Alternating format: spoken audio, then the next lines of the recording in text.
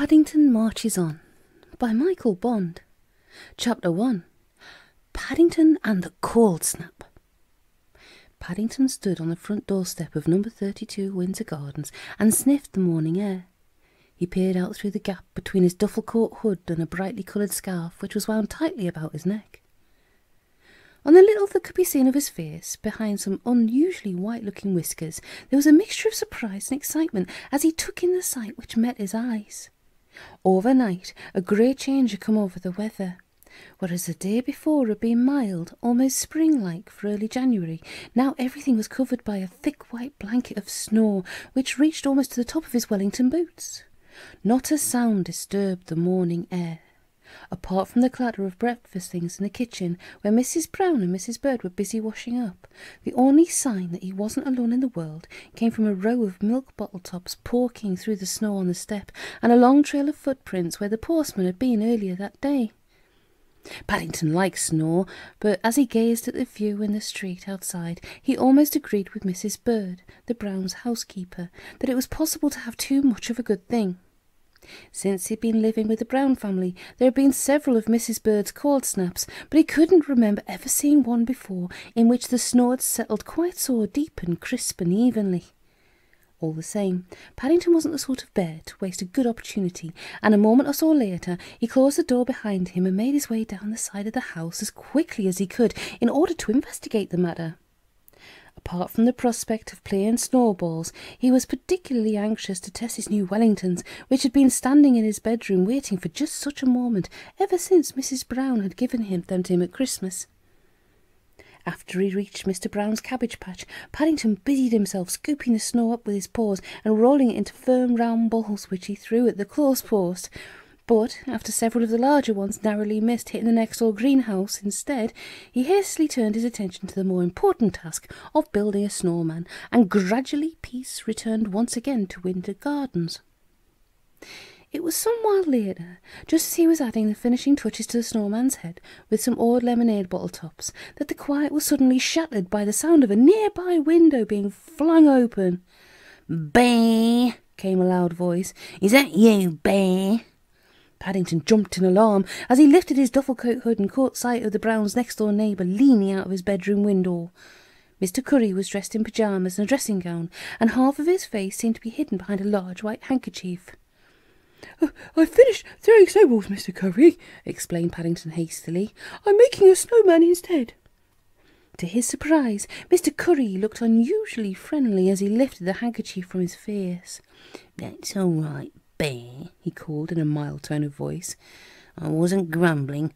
I just wondered if you'd care to do me a small favour and earn yourself 10p bun money into the bargain. I've caught a nasty cold in my doze," he continued, as Paddington climbed up on a box and peered over the fence. "A cold in your doze, Mr. Curry?" repeated Paddington, looking more surprised. He had never heard of anyone having a cold in their doors before, and he stared up at the window with interest. Mr. Curry took a deep breath. "Not nose," he said, swallowing hard and making a great effort. "Nose! And as if that isn't enough, my system is frozen." Paddington became more and more upset as he listened to Mr. Curry, and he nearly fell off his box with alarm as the last piece of information. "Your system's frozen!" he exclaimed. "I'll ask Mrs. Bird to send for Dr. McAndrew." Mr. Curry snorted. "I don't want a doctor, Bear," he said crossly. "I want a plumber. It's not my own pipes that are frozen, it's the water pipes. There isn't enough left in the tank to fill my hot water bottle." Paddington looked slightly disappointed as a heavy object wrapped in a piece of paper landed at his feet. "That's my front door key," explained Mr. Curry. "I want you to take it along to Mr. James, the odd jobman. Tell him he's to come at once. I shall be in bed, but he can let himself in. And tell him not to make too much noise. I may be asleep. And no hanging about the bun shop on the way, otherwise you won't get your 10p." With that, Mr. Curry blew his nose violently several times and slammed his window shut. Mr. Curry was well known in the neighbourhood for his meanness. He had a habit of promising people a reward for running errands, but somehow whenever the time for payment arrived, he was never to be found. Paddington had a nasty feeling in the back of his mind that this was going to be one of those occasions, and he stood staring up at the empty window for some moments before he turned and made his way slowly in the direction of Mr. James's house. "Curry," explained Mr. James as he stood in his doorway and stared down at Paddington. "Did you say curry?" "That's right, Mr. James," said Paddington, raising his duffel coat hood politely. "His system's frozen and he can't even fill his hot water bottle." "Hard luck," said the odd jobman unsympathetically.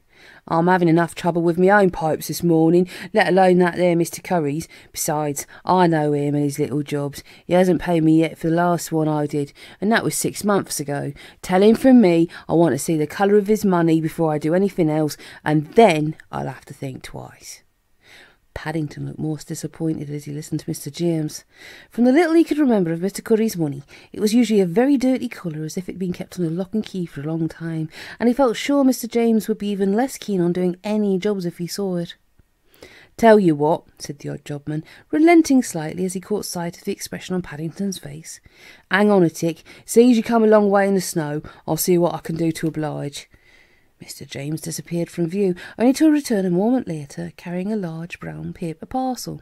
"I'm landing Mr. Curry a blow lamp," he explained, "and I've slipped in a book on plumbing as well. He might find a few tips in it if he gets stuck." "A blow lamp?" exclaimed Paddington, his eyes growing larger and larger. "I don't think you'll like that very much." "You can take it or leave it," said Mr. James. "It's all the same to me, but if you want my advice, Bear, you'll take it. This weather's going to get a lot worse before it gets any better." So saying, Mr. James bade a final good morning and closed his door firmly, leaving Paddington standing on the step with a very worried expression on his face as he stared down at the parcel in his paws. Mr. Curry didn't have a very good temper at the best of times, and the thought of waking him in order to hand over a blow lamp or even a book on plumbing, especially when he had a bad cold, filled him with alarm.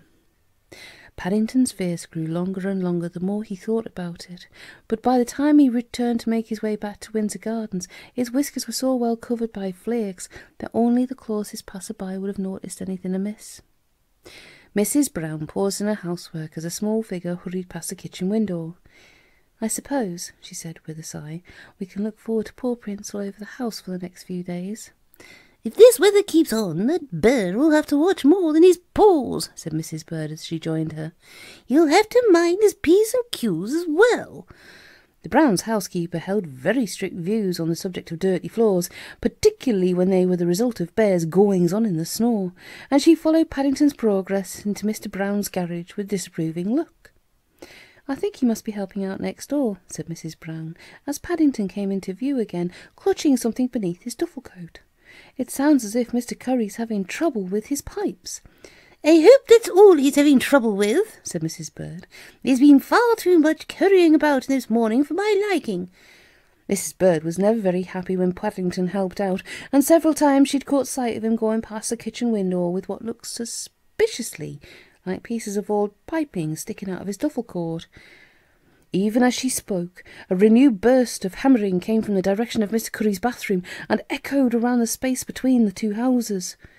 First there were one or two bangs, then a whole series which grew louder and louder, finally ending in a loud crash and a period of silence broken only by the steady hiss of a blow lamp.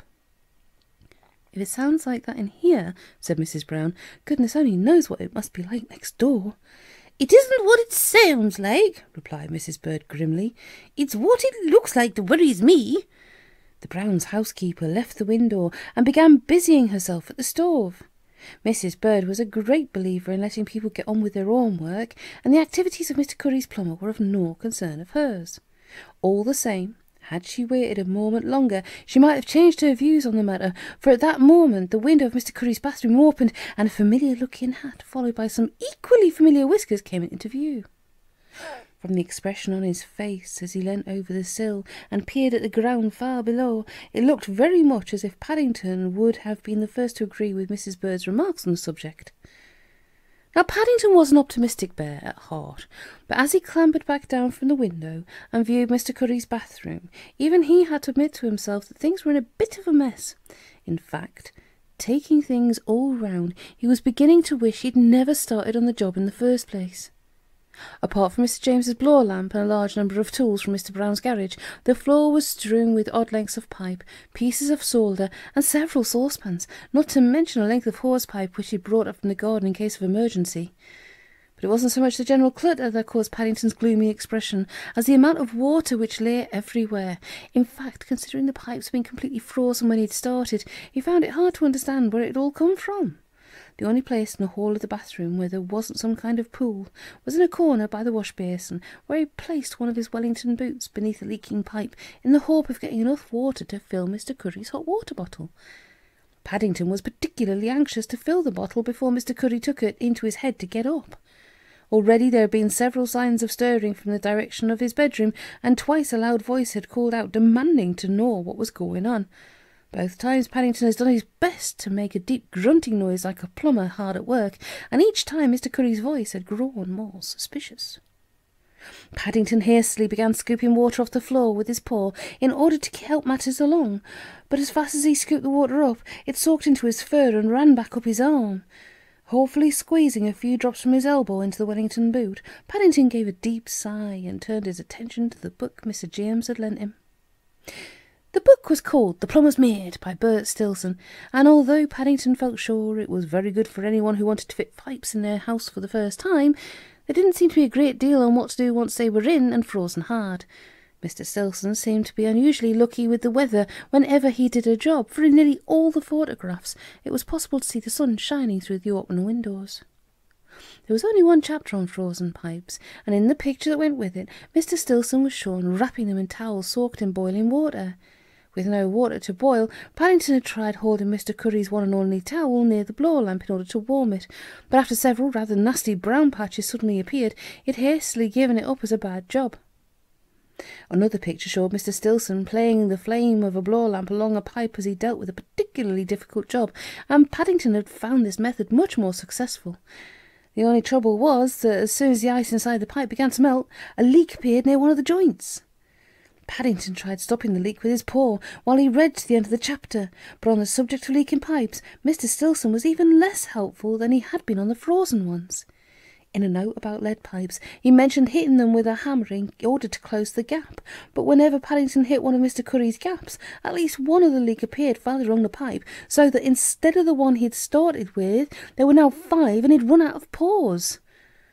For some while, the quiet of the bathroom was broken only by the hiss of the blower lamp and the steady drip, drip, drip of water as Paddington sat lost in thought. Suddenly, as he turned over a page near the end of the book, his face brightened. Right at the end of the very last chapter, Mr. Stilson had drawn out a chart which he'd labelled Likely Trouble Spots. Hurriedly unfolding the paper, Paddington spread it over the bathroom stool and began studying it with interest. According to Mr. Stilson, most things to do with plumbing caused trouble at some time or another, but if there was one place which was more troublesome than all the others put together, it was where there was a bend in the pipe. At the bottom of the chart, Mr. Stilson explained that bends shaped like the letter U always had water inside them, and so they were the very first places to freeze when the cold weather came. Looking around Mr. Curry's bathroom, Paddington was surprised to see how many U-bends there were. In fact, wherever he looked there appeared to be a bend of some kind or another. Holding Mr. Stilson's book in one paw, Paddington picked up the blower lamp in the other and settled himself underneath the wash basin, where one of the pipes made himself into a particularly large U-shape before it entered the cold tap. As he played the flame along the pipe, sitting well back in case he accidentally singed his whiskers, Paddington was pleased to hear several small cracking noises coming from somewhere inside. In a matter of moments, the crackles were replaced by bangs, and his opinion of Mr. Stilson went up by leaps and bounds, as almost immediately afterwards a loud gurgling sound came from the basin over his head, and the water began to flow. To make doubly sure of matters, Paddington stood up and ran the blower lamp flame along the pipe with one final sweep of his paw. It was as he did so that the pleased expression on his face suddenly froze almost as solidly as the water in Mr. Curry's pipes had been a second before. Everything happened so quickly, it all seemed to be over in the blink of an eyelid. But one moment he was standing under the basin of the blow lamp, and the next there was a hiss and a loud plop, and before his astonished gaze, Mr. Curry's U-bend disappeared into thin air. Paddington had just time to take into the pool of molten lead on the bathroom floor before a gush of cold water hit him on the chin, nearly bowling him over. Acting with great presence of mind, he knocked the hot, flexible remains of the pipe and turned it back into Mr. Curry's bath, leaving the water to hiss and gurgle as he turned to consult Mr. Stilson's book once more. There was note somewhere near the back, telling what to do in cases of emergency, which he was particularly anxious to read. A few seconds later, he hurried downstairs as fast as his legs would carry him, slamming the front door in his haste. Almost at the same moment as it banged shut, there came the sound of a window being opened somewhere overhead, and Mr. Curry's voice rang out. "Bear!" he roared. "What's going on, Bear?" Paddington gazed wildly around the snow-covered garden. "I'm looking for your stopcock!" he exclaimed. "What?" bellowed Mr. Curry, putting a hand to his ear to make sure he'd heard right. "Cock? How dare you call me cock? I shall report you to Mrs. Bird." "I didn't mean you were to stop, Cock," explained Paddington desperately. "I meant—" "Stop," repeated Mr. Curry. "I most certainly will not stop. What's going on? Where's Mr. James?" "You're having trouble with your U-bends, Mr. Curry," cried Paddington. "Round the bend?" spluttered Mr. Curry. "Did I hear you say I'm round the bend?" Mr. Curry took a deep breath as he prepared to let forth on the subject of bears in general, and Paddington in particular, but as he did so a strange look came over his face, and before Paddington's astonished gaze, he began dancing up and down, waving his arms in the air. "Where's all this water coming from, Bear?" he roared. "I've got ice-cold water all over my feet. Where's it all coming from?" But if Mr. Curry was expecting an answer to his question, he was unlucky, for a second later the sound of another front door being slammed punctuated his remarks, only this time it was the one belonging to number 32. Paddington had been thinking for some while that he had had enough of playing for one day, and the expression on Mr. Curry's face quite decided him on the matter. Mr. Brown looked up from his morning paper as a burst of hammering shook the dining room. "I shall be glad when they've finished next door," he said. "They've been at it for days now. What on earth's going on?" "I don't know," said Mrs. Brown as she poured out the coffee. "Mr. Curry's got the builders in. I think it's something to do with his bathroom. He's been acting strangely all week. He came round specially the other evening to give Paddington 10p, and several mornings he sent the baker round with a bun." "Mr. Curry gave Paddington 10p," echoed Mr. Brown, lowering his paper. "I think he had a nasty accident during the cold weather," said Mrs. Bird. "He's having a complete new bathroom paid for by the insurance company." "Trust Mr. Curry to get it done for nothing," said Mr. Brown. "Whenever I try to claim anything from my insurance company, there's always a clause in small print at the bottom telling me I can't." "Mew!" said Mrs. Bird. "I have the feeling this was more of a pause than a clause. It's what Mr. Curry calls an act of bear." "An act of bear?" repeated Mr. Brown. "I never heard of that one before." "It's very rare," said Mrs. Bird. "Very rare indeed. In fact, it's so rare I don't think we shall hear of it again. Do you, Paddington?" The Browns turned towards Paddington, or what little could be seen of him from behind a large jar of his special marmalade from the Cook-Price grocer in the market. But the only sound to greet them was that of crunching toast as he busied himself with his breakfast. Paddington could be very hard of hearing when he chose. All the same, there was a look about him suggesting that Mrs. Bird was right, and that as far as one member of the household was concerned, bathrooms were safe from acts of bear for very many winters to come.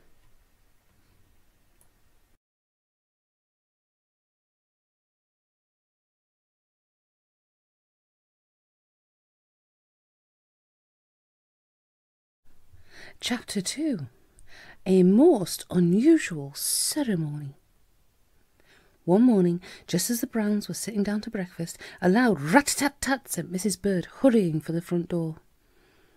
"I didn't want to push these through the letterbox, ma'am," said the postman, handing her 2 large snow-white envelopes, "in case anything happened to them. One of them is addressed to that young bear of yours." The Browns' postman had once got one of Aunt Lucy's postcards stuck in their front door, and Paddington had given him some hard stares through the letterbox for several days afterwards. Thanking the man for his trouble, Mrs. Bird hurried back into the dining room clutching the letters. Paddington nearly dropped the marmalade into his tea when he saw that one was addressed to him. He often received a postcard from Peru, and at least once a week a catalogue arrived bearing his name, but he'd never had anything quite as impressive before. "Here, let me," said Mr. Brown, picking up a knife and coming to his rescue. "You don't want to get marmalade all over it." "Thank you very much, Mr. Brown," said Paddington gratefully. "Envelopes are a bit difficult with paws." A gasp of surprise went up from the rest of the family as Mr. Brown cut open the envelope and withdrew a large gold-edged card, which he held up for everyone to see. "Whatever can it be?" exclaimed Mrs. Brown. "It looks most important." Mr. Brown adjusted his glasses. Sir Huntley Martin, he read, requests the pleasure of Mr. Paddington Brown's company at 2 o'clock on Monday, 20th of February. There will be a tour of the factory, followed by an important ceremony and a special tea. Sir Huntley Martin? Echoed Mrs. Bird. Isn't he that nice man we met at the Porchester that day that Paddington had trouble with his onions? That's right, said Judy. He's the Marmalade King. He said at the time he wanted Paddington to pay him a visit, but that was ages ago. How nice of him to remember, said Mrs. Brown, opening the other envelope.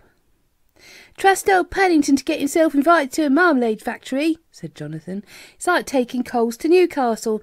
I wonder what the ceremony is. Whatever it is, replied Mrs. Brown, holding up another card.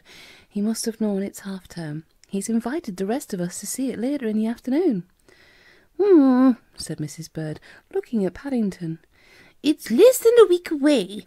I can see a certain person's going to have a lot of cleaning up to do. Perhaps it's a sticky ceremony, Mrs. Bird, said Paddington hopefully. Mrs. Bird began clearing away the breakfast things. Sticky it may be, she said sternly, but no bear goes visiting from this house in the state that you're in at the moment, least of all to a ceremony. You have to have a bath and a good going over with the vacuum. Paddington sighed. He always enjoyed going out, but he sometimes wished it didn't involve quite so much fuss being made. All the same, it was noticeable during the next few days that he paid several trips to the bathroom without once being asked, and as a result his fur became gradually shinier and silkier. By the time the following Monday arrived, even Mrs. Bird's eagle eyes could find no fault with his appearance. It had been arranged that as a special treat Paddington should go on ahead of the others, and he felt very excited when he climbed into a specially ordered taxi and settled himself in the back seat, together with his suitcase, the invitation card, several maps and a large thermos of hot cocoa. It was the first time he had ever been quite so far afield on his own, and, after waving goodbye to the others, he consulted his map and peered out of the window with great interest as the taxi gathered speed on its way through the London streets. On the map, the journey to the factory looked no distance at all, only a matter of inches, but Paddington soon found it was much farther than he had expected. Gradually, however, the tall grey buildings gave way to smaller houses, and the familiar red buses grew less in number, until at long last the driver turned a corner and brought the taxi to a halt in a side street near a group of large buildings. "Here we are, Gov," he said. "Can't get right up to the gates, I'm afraid. There's a bit of an obstruction, but it's only a few yards up the road. Can't miss it. Just follow your nose." The driver paused and looked down out of his cab with growing concern as Paddington, after stepping down onto the pavement, began twisting about for several seconds and then suddenly fell over and landed with a bump in the gutter. "Here," he called anxiously. "You all right?" "I think so," gasped Paddington, feeling himself to make sure. "I was only trying to follow my nose, but it kept disappearing." "Well, yes, to point in the right direction to start with," said the driver, as he helped Paddington to his feet and began dusting him down. "You're in the right state, and no mistake." Paddington examined himself sadly. His fur, which a moment before had been as clean and shiny as a new brush, was now covered in a thick layer of dust, and there were several rather nasty-looking patches of oil on his front as well. Worse still, although he still had tight hold of his suitcase with one paw, the other was completely empty. "I think I've dropped my invitation card down the drain," he exclaimed bitterly. The driver climbed back into his cab. "It's not your day, mate," he said sympathetically. "If I were you, I'd get where you're going to as quickly as possible before anything else happens." Paddington thanked the driver for his advice and then hurried off down the road in the direction of an imposing-looking building with a large illuminated jar on its side. As he drew near the entrance, he sniffed several times. There was a definite smell of marmalade in the air, not to mention one or two kinds of jam, and he quickened his step as he approached a small office to one side of the gates, where a man in uniform was standing. The man eyed Paddington up and down. "We're not taking on any bears at the moment," he said sternly. "I should try the ice cream factory next door." "I haven't come to be taken on," exclaimed Paddington hotly, giving the man a hard stare. "I've come to see Sir Huntley Martin." "Oh, yes," said the gatekeeper sarcastically. "And who are you, pray, Lord Muck himself?" Lord Mark, repeated Paddington. I'm not a lord. I'm Paddington Brown. Have you seen yourself in the mirror lately? Asked the gatekeeper. Lord you may not be, but mucky you certainly are. I suppose you've left your rose around the corner. My rose? Said Paddington, looking more surprised. I didn't bring any rolls. I need some cocoa. I thought I was going to eat here. You, said the gatekeeper, taking a deep breath. I don't want no cheek from the likes of you. There's an important ceremony taking place this afternoon. They're opening a new factory building, and I have strict instructions to keep the gates clear. We don't want no young unemployed bears hanging about letting the place down. If you want a job, he continued, picking up a telephone inside his office, I'll call the foreman. Though what he'll think of it all, I don't know. He says hands wanted on the board. It doesn't say anything about paws. Paddington looked more and more upset as he listened to the gatekeeper. But I haven't come about a job, he exclaimed, when at long last he could get a word in. I've been invited to Sir Huntley's ceremony. Oh, yes, said the gatekeeper disbelievingly. And I suppose you'll tell me next you've lost your invitation card. That's right, said Paddington. I had a bit of an accident when I got out of my taxi and it fell down a drain. Look, said the gatekeeper crossly. Pull the other leg, it's got bells on. I've met your sort before. After a free tea, no doubt. The only way you'll get into this factory, my lad, is through the works entrance like anyone else. He turned as a figure came hurrying out of the main building. Here is the foreman, and I'd advise you to watch your step. He doesn't stand any nonsense. There is a young out-of-work bear here, Fred, he called as the foreman reached the gate. I was wondering if you could fix him up. I told the job centre we're a bit short-handed, said the foreman, looking Paddington up and down, but I reckon they must be in a worse state than we are. Do you know anything about marmalade? He added, not unkindly. Oh, yes, said Paddington eagerly. I eat a lot of it at home. Mrs. Bird's always grumbling about my jars. Well, I don't know what to suggest, said the foreman, as Paddington returned his gaze very earnestly. Is there anything in particular you'd like to try your paw at? Paddington thought for a moment. I think perhaps I'd like to see the trunks department first, he announced. That sounds very interesting. Trunks department, said the foreman, glancing at the gatekeeper. I don't know that we've got what you might call a chunks department, but I could start you off in the barrel section if you like. There's no one working there today. That is where we keep the empty Seville orange barrels, he explained, as he led the way across the factory square, past several rows of seats and a flower-decorated stand. They all have to be scrubbed out before they're sent back to Spain, and I dare say you'll find plenty of old chunks left in them if you're interested. Paddington, who thought the foreman had said they kept several orange barrels, nearly fell over backwards with astonishment as the man led him into a yard at the side of the factory, and he took in the sight before him. There were big barrels, small barrels, barrels to the left and right of him, barrels in front of him, and barrels which seemed to be piled almost as high as the eye could see. In fact, there were so many, he soon became dizzy trying to count them. You don't have to scrub them all, said the foreman encouragingly. Only as many as you can. We pay 5 pence each for the big ones, 2 pence for the smalls, so the more you clean, the more you earn. It's what we call piecework. 5 pence each? Repeated Paddington, hardly able to believe his ears. He'd once scrubbed out Mr. Brown's water butt at Windsor Gardens. It had taken him most of one weekend, but at least at the end of it all Mr. Brown had given him 10 pence extra bun money. I think perhaps I'd like to try my paw in the testing department instead, he exclaimed. The foreman gave him a look. You'll be lucky, he said. You have to work your way up to a job like that. Your best plan is to start at the bottom. He pointed towards a corner of the yard as he turned to Gore. There's a brush in that bucket over there, and you'll find a hosepipe in the corner. Only no playing about squirting, people. There's a famous film star coming to make his footprint in the ceremonial cement today. And if I catch you wandering about, it'll be straight back to the job centre, and no mistake. Paddington stared after the foreman as he disappeared through the open gates. In the past he'd often found there were days when things seemed to go wrong for no reason at all, but he couldn't remember a day when things had gone quite so badly. In fact, they'd not only gone badly, but they seemed to be getting steadily worse with every passing minute. He gave a deep sigh as he looked around the yard at all the barrels, and then gradually a thoughtful expression came over his face. He felt sure that when the Browns arrived later in the afternoon, things would begin to sort themselves out, but in the meantime he wasn't the sort of bear to let a good opportunity slip through his paws. Paddington believed in making the most of things, and it wasn't often that he was allowed to play with a hose-pipe, let alone be paid to do it, even if it was only 5p a large barrel. A few moments later, the steady hiss of escaping water began to mingle with the distant roar from the factory, and shortly after that, the sound of rolling barrels added itself to the general noises as Paddington went about his task.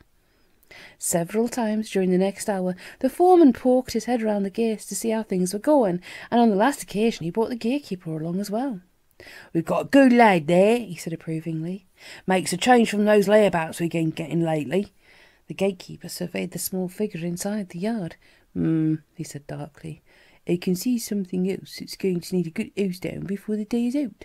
He nodded towards the factory square, where a large crowd had assembled in readiness for the ceremony. "I only hope he doesn't show himself in front of that lot. Sir Huntley will be making his speech any moment now, and I don't want no young bears covered in wet chunks roaming about." The gatekeeper addressed his last remarks in a loud voice towards the yard, but Paddington was much too busy to notice what was going on outside.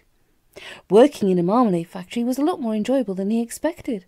Already most of the small 2p barrels had been cleaned and stacked neatly to one side, and he was feeling very pleased with himself as he sat on his suitcase and made a careful note of the number on a piece of label from an old jar. As the foreman and the gatekeeper hurried back across the square, Paddington took a long drink of cocoa from his thermos flask, and then turned his attention to the large mound of 5p barrels at the back of the yard. He looked up at them doubtfully. Cleaning the 2p barrels had been very easy. Apart from the odd few with particularly difficult chunks stuck to the bottom, it had been mostly a matter of climbing inside, splashing about with the hose-pipe. But the 5p ones looked much more difficult. Not only were they a lot bigger, but as far as he could see, there wasn't even so much as a pair of steps in sight, let alone a ladder which would enable him to reach the topmost ones. Laying the hose-pipe on the ground, he picked up a long piece of wood and poked it between two barrels at the bottom of the pile. Things had happened so quickly earlier in the day, he hadn't been able to take it all in, but he distinctly remembered the foreman advising him that the best place of all to start in a marmalade factory was at the bottom. As he levered the wood to and fro, several loud rumbling noises came from somewhere overhead. Paddington wasn't too keen on thunder, and he looked anxiously up at the sky as he quickened his pace. Some of the claps sounded much too close for his liking, and he wanted to get as much work as possible done before the storm finally broke. Had he but known it, Paddington was the only one to feel uneasy about the sudden change in weather. From his position on the platform, Sir Huntley Martin himself cast several glances skywards, and he tried to speak. Although it was a warm day for the time of year, thunder in February was most unusual, and he didn't like the look of things at all. "'Pon my soul," he boomed into the microphone, "that's all we need." Sir Huntley Martin was beginning to look more and more unhappy as the way things were going. The day had started badly when the famous film star who had promised to perform the opening ceremony had fallen ill, and now to have a thunderstorm into the bargain seemed the final straw. Several times he tried to continue with his speech, but each time he opened his mouth a loud rumble came from somewhere near at hand. Even the audience began to look uneasy, and from her position in the front row, Mrs. Bird placed her umbrella at the ready. "I wish someone would tell me where Paddington has got to," she said. "I knew he should have brought his mackintosh." "If you ask me," said Mr. Brown, "he's probably still inside the factory digging into the marmalade store." "If he doesn't hurry up," said Mrs. Brown, "he'll miss the ceremony, and he'll be most upset if that happens." Mr. Brown turned his attention back to the platform. "If this thunder gets any worse," he said, "there won't be any ceremony to miss." "Crikey!" exclaimed Jonathan, suddenly pointing across the square towards the yard. "Look!" "Good heavens!" boomed Sir Huntley, following the direction of Jonathan's hand. "It isn't thunder at all, it's barrels!" Everyone stared in amazement as they took in the sight which met their eyes. Several barrels were already bumping their way across the square towards them, and even as Sir Huntley spoke, a number of others detached themselves from the top of the pile in the yard and fell with a loud crash to the ground. "Look out!" shouted the foreman. "The whole lot's going in a minute." Almost before the words were out of his mouth, the rumble became a roar, and before the astonished gaze of the onlookers, the mountain of barrels collapsed and came cascading out through the yard gates. Most of them stopped some distance away, but several bounced dangerously near to the audience, and one in particular seemed to have a life of its own as it spun around a number of times and finally ended up with a loud crash against the side of the platform. "Mercy me!" cried Mrs. Bird, as a familiar hat, followed by some equally familiar whiskers, peered out of the wreckage. "It's Paddington!" "That's the young bear I took on this morning," exclaimed the foreman with surprise. "The young bear you took on?" repeated Sir Huntley, looking as if he could hardly believe his ears. "But he's one of my guests." "Thank goodness you're safe, Bear," he continued, stepping down from the platform. "I don't know what's gone wrong, but I should never have forgiven myself if you'd had a nasty accident on my premises." "What a blessing you had the presence of mind to get inside one of the barrels," said Mrs. Bird. "Otherwise there's no knowing what might have happened." "Oh, I was inside already, Mrs. Bird," said Paddington. "I heard some claps, so I climbed inside in case I got struck by a bolt." "But what on earth happened?" asked Sir Huntley. I think I started at the bottom by mistake," said Paddington sadly, as he rose to his feet and dusted himself down. He felt very much as if he'd been to a ride in a helter-skelter, a scenic railway and a dodgem car all rolled into one, and now that he was actually standing, it seemed even worse, for his paws felt as if they were sinking deeper and deeper into the ground with every step. "Careful!" cried Mrs. Brown. "Mine's Sir Huntley's ceremonial cement." "Sir Huntley's ceremonial cement!" echoed Paddington, looking more surprised as he peered down at his feet. Sir Huntley Martin stepped forward hastily and lifted Paddington carefully out of the small square of wet concrete. "I think, ladies and gentlemen," he boomed, holding up his hands for silence, "this is a good moment to declare our new factory extension well and truly open. After all," he added amid applause, "lots of factories in the world have been opened by film stars making their footprints in the cement outside, but I don't suppose there are many that can boast some genuine bear's paw marks." As the applause died away, Paddington examined the patch of cement again with interest. "I could make a few more marks if you like, Sir Huntley," he said hopefully. "Bears are good at paw marks." "Thank you, Bear," replied Sir Huntley tactfully, "but I think we have enough to be going on with. Enough's enough is as good as a feast. And talking of feasts," he added, looking at his watch, "we're already late for tea, and we don't want to miss that. We've made some special new director's marmalade in honour of the occasion." "Director's marmalade?" exclaimed Paddington with interest. "I don't think I've tasted any of that before." "More chunks," said Sir Huntley confidentially, as he led Paddington across the square towards the main building. "I'd very much like your opinion on it, Bear." Mrs. Bird looked at the others as they followed on behind, picking their way through the maze of broken barrels. "I know bears usually fall on their feet," she said, "but it takes a bear like Paddington to land slap bang in the middle of a patch of ceremonial concrete." "And get a reward of some special director's marmalade to test into the bargain," said Judy. "Don't forget that."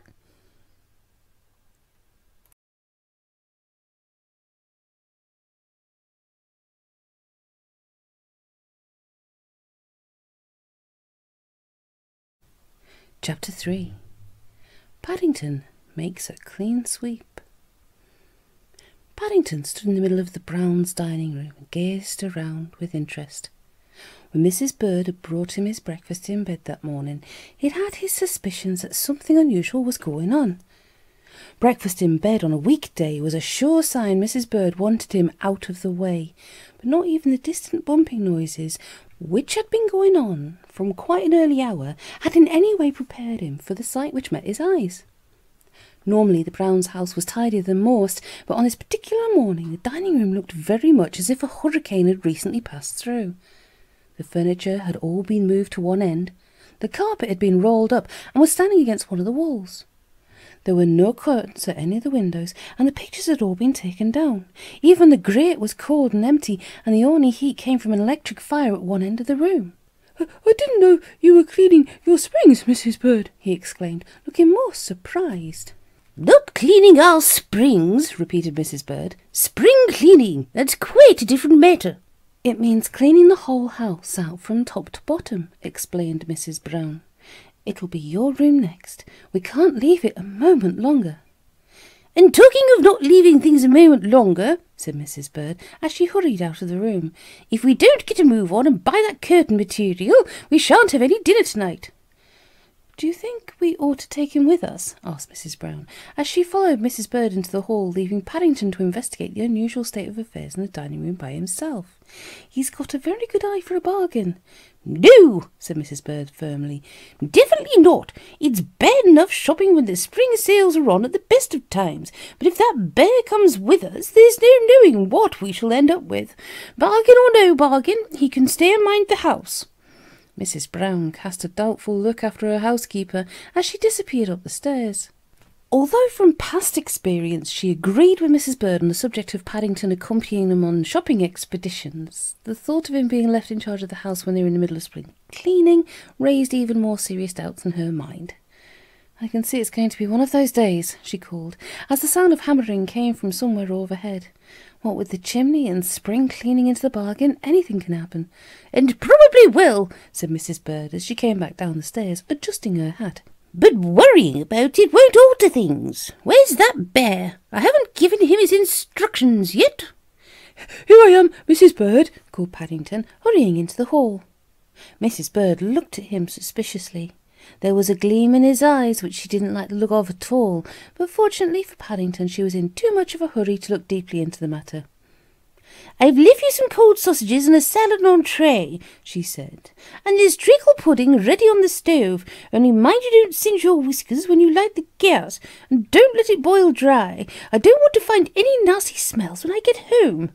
Thank you very much, Mrs. Bird," said Paddington. "Perhaps I could do some tidying up while you're out," he added hopefully, as he followed the others towards the front door. "I've never done any spring cleaning before." Mrs. Brown and Mrs. Bird exchanged glances. "You may do some dusting if you like," said Mrs. Brown, "but I shouldn't do too much tidying up. It's all rather heavy and you might strain yourself. I'm afraid we shall have to eat in the kitchen for a day or two, at least until Mr. Brown has cleaned the chimney, though goodness knows when that'll be." Mrs. Brown gave Paddington one last look as she hurried after Mrs. Bird. "I do hope he'll be all right," she said. "Willing paws make light work," replied Mrs. Bird, "and if he keeps himself out of mischief, there won't be any great harm done." Mrs. Brown gave a sigh, but luckily for her peace of mind, every step down Windsor Gardens took her farther and farther away from number 32, for if she had been able to see inside her house at that moment, she might have felt less happy about leaving Paddington to his own devices. After he closed the front door, Paddington hurried back down the hall with an excited gleam in his eyes. There was an idea stirring in the back of his mind to do with a large, interesting-looking box with a Barkridge's label tied to the outside, which he had seen standing by the dining-room fireplace. For some days the word chimney had cropped up a number of times in the Brown household. It had all started when Mrs. Bird opened the dining-room door one morning and found the room full of smoke. Shortly afterwards, Mr. Brown spent some time on the telephone, only to announce that all the local chimney sweeps had so much work on their hands they were booked up for weeks to come. At the time, Paddington hadn't given the matter much thought. It seemed rather a lot of fuss to make over a little bit of smoke, and after peering up the chimney once or twice, he decided there wasn't much to see anyway. Even when Mr. Brown dropped a chance remark at breakfast one morning about doing it himself, he hadn't paid a great deal of attention. But the news that operations were about to commence, together with the arrival of the mysterious-looking box, had aroused his interest at last. The outside of the box exceeded his wildest dreams. Even the label was exciting. It was made up of a number of brightly coloured pictures called Easy Stages, and across the top in large capital letters were the words, "Sweep it clean, the all-British do-it-yourself chimney sweep outfit."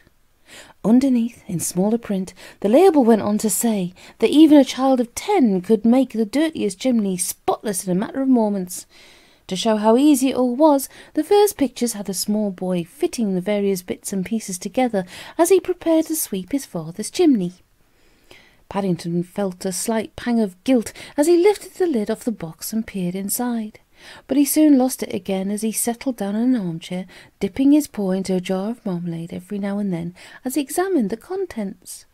Although none of the pictures on the label mentioned anything about bears being able to sweep their chimneys, it made everything look so clear and simple. He began to wonder why anyone ever bothered to hire a real chimney sweep at all. One picture even showed a large bag labelled soot standing next to a pile of silver coins, and followed it with the inscription, "Make money in your spare time by selling soot to your neighbours for their garden." Paddington couldn't quite picture Mr. Curry actually paying for someone else's soot, but all the same he began to feel that Mr. Brown's outfit was of very good value indeed. Inside the box there was a large round brush, together with a number of long rods with metal ends, which screwed together to form one long pole. Underneath the rods was yet another compartment containing a sack for the soot and a sheet with 2 armholes, so that the person sweeping the chimney could fit it to the mantelpiece and work without getting the rest of the room dirty. Paddington tried putting his paws through the sheet, and after screwing the brush onto one of the rods, he spent several enjoyable minutes while he hurried around the room, poking it into various nooks and crannies. It was when he decided to test up the chimney itself that a thoughtful expression gradually came over his face. The brush went up and down remarkably easily, and even with only one rod the grate was full of soot in no time at all. Paddington grew more and more thoughtful as he shovelled the soot into the sack, and then tried fixing a second rod to the first. Although Mrs. Brown hadn't actually mentioned anything about sweeping the chimney, he felt sure it could quite easily come under the heading of dusting. Number 32, Windsor Gardens, was a tall house, and as the bundle of rods by Paddington's side got smaller and smaller, so did the pile of soot in the grate grew larger and deeper. Several times he had to stop and clear it away to make room for his paws, as first the sack and then several of Mrs. Bird's old grocery boxes became full to the brim. He was beginning to give up hope of ever reaching the top, when suddenly, without any warning, the brush freed itself and he nearly fell over into the grate as he clung to the last of the rods. Paddington sat in the fireplace for a while, mopping his brow with a corner of the sheet, and then, after disappearing upstairs for a few moments, he hurried outside carrying his binoculars. According to a note on the box lid, the exciting part about sweeping a chimney was always that moment when the brush popped out of the chimney pot, and he was particularly anxious to see it for himself. Carefully adjusting the glasses, he climbed the ladder which Mr. Briggs the builder had left standing against the side of the house, and peered up at the roof with a pleased expression on his face. The view through the binoculars of the brush poking out of the Brown's chimney pot almost exactly matched the picture on the box. Paddington spent some time drinking in the view, and then he climbed back down the ladder and hurried into the house, wearing the air of a bear with a job well done. All in all, it had been a good morning's work, and he felt sure the Browns would be very pleased when they reached home and found out how busy he had been. Pulling the brush back down the chimney proved to be a lot easier than pushing it up had been, and seemed only a matter of moments before he found himself reaching up behind the sheet for the last of the rods. It was as he disentangled himself from the sheet that a startled expression suddenly came over Paddington's face, and he nearly fell over backwards with surprise as he stared at the rod in his paw. He rubbed his eyes in case he had got some soot in them by mistake, and then gazed at the end of the rod again. It was definitely the last one of the set, as he'd counted them all most carefully, but of the brush itself there was nothing to be seen. After peering hopefully up the chimney several times, Paddington sat down anxiously in the fireplace in order to consult the instructions on the box. As he lifted the lid, he suddenly caught sight of a large red label pasted to the bottom of the box. It had escaped his notice before, and as he read it, his eyes grew larger and larger. It said simply, "Warning! After sweeping the chimney, great care must be taken when unscrewing the rods, otherwise the brush may become detached." "My brush has become detached!" exclaimed Paddington bitterly, addressing the world in general as he gazed at the rod in one paw and the box in the other. Apart from leaving the warning about the brush becoming detached until it was far too late, the only advice the notice seemed to give for when things did go wrong was contained in the 4 words, "Consult your nearest dealer." Paddington sat in the fireplace with a mournful expression on his face. He felt sure that Barkridges wouldn't be at all keen if he consulted them on the subject of Mr. Brown's brush being stuck up his chimney, and he was equally certain that Mr. Brown himself would be even less happy when he heard the news. In fact, after giving the matter a great deal of thought, the only way he could see to soften the blow at all was to clear up some of the mess and hope that while he did so, he might get an idea on the subject. If, earlier in the day, the Browns' dining room had given the impression of being hit in the path of a hurricane, it now looked as if a belt of thick smog had passed through as well. Despite the dust sheet, everything seemed to be covered in a thin layer of soot, and looking round the room, Paddington decided that in more ways than one, he'd never seen things looking quite so black. Mr. Brown took his head out the chimney and looked around at the others. "I can't understand it," he exclaimed. "That's the third time I've tried to light the fire. It keeps going out." Mrs. Brown picked up a newspaper and began waving some of the smoke away. "There's obviously been another fall of soot," she said. "It's everywhere. If you ask me, the chimney's blocked. I told you it needed sweeping." "How could I sweep it?" said Mr. Brown crossly. "The outfit only arrived this morning." The Browns grouped themselves unhappily around the fireplace and stared at the pile of used matches. "That's another thing," continued Mr. Brown. "I'm sending it straight back to Barkridge's. It's filthy dirty and there isn't even a brush. You can't sweep a chimney without a brush." "Perhaps Paddington's borrowed it for something," said Mrs. Brown vaguely. "I can't find him anywhere." "Paddington?" echoed Mr. Brown. "What would he want with a brush?" "There's no knowing," said Mrs. Bird ominously. Mrs. Bird didn't like the signs of a hurried cleaning up she'd noticed in the dining room, or the various sooty paw marks which she'd discovered during a quick glance around the rest of the house, but in view of the look on Mr. Brown's face, she wisely kept her thoughts to herself. "He hasn't touched his treacle pudding," said Mrs. Brown, "and that's most unusual." "Blow Paddington's treacle pudding," replied Mr. Brown. "I'm more worried about the fire." Mrs. Brown opened the French windows and looked into the garden. "Perhaps Mr. Briggs can help," she said. "He's just come back." In answer to Mrs. Brown's call, Mr. Briggs, the builder, came into the dining room and put his ear to the chimney with an experienced air. "Jackdaws," he said, after a moment. "You got jackdaws' nest in your pot. If you listen, you can hear him coughing." "Coughing?" exclaimed Mrs. Bird. "I didn't know jackdaws coughed." "You cough, ma'am," said Mr. Briggs, "if someone tried to light a fire under your nest. But don't you worry," he continued, opening up Mr. Brown's cleaning set. "I'll have it out in a jiffy." The Browns stood back and watched while Mr. Briggs began pushing the rods up the chimney.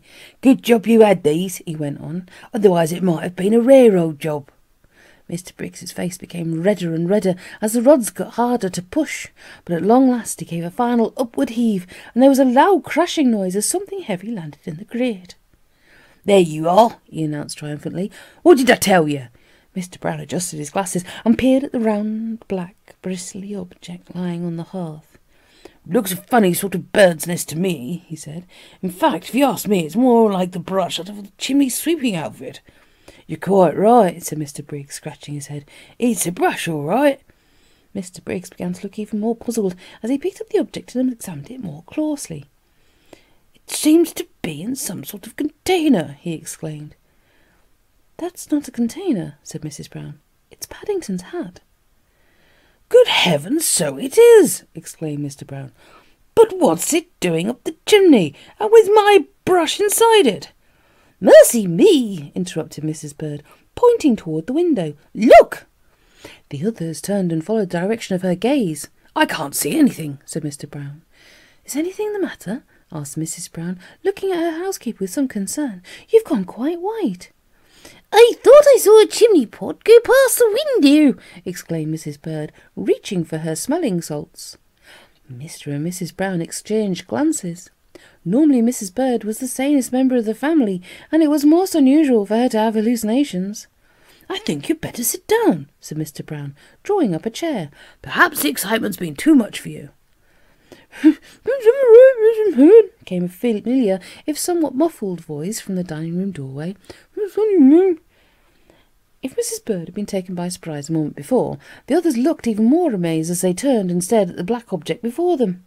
In place of his usual headgear, Paddington was wearing what appeared to be half a chimney pot, which covered his ears and came down over his eyes like an oversized top hat.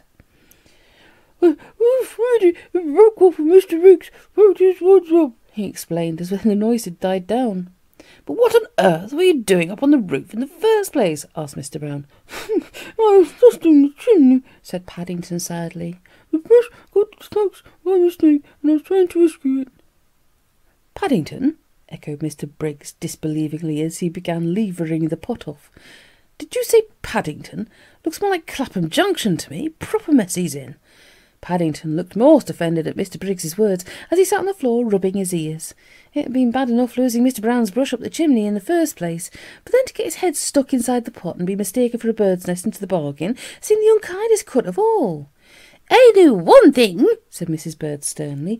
"You're going straight up to the bathroom. We must have the dirtiest bell within 50 miles. Mr. Briggs gave a sudden chuckle as he looked at the others. "I'll say this much," he remarked, pouring oil on troubled waters. "You may not have the cleanest bear within 50 miles, but I'm willing to bet there isn't a cleaner chimney." Paddington looked at Mr. Brown gratefully and then hurried out of the room before any more questions could be asked. For once in his life he agreed with Mrs. Bird that a nice hot bath with plenty of soap was the best order of the day. Apart from that, he just remembered that he hadn't yet eaten his sausage salad, let alone his treacle pudding. Paddington was very keen on treacle pudding, and so he was anxious to make sure the cooker was turned on so it would be all ready for him when he got downstairs again.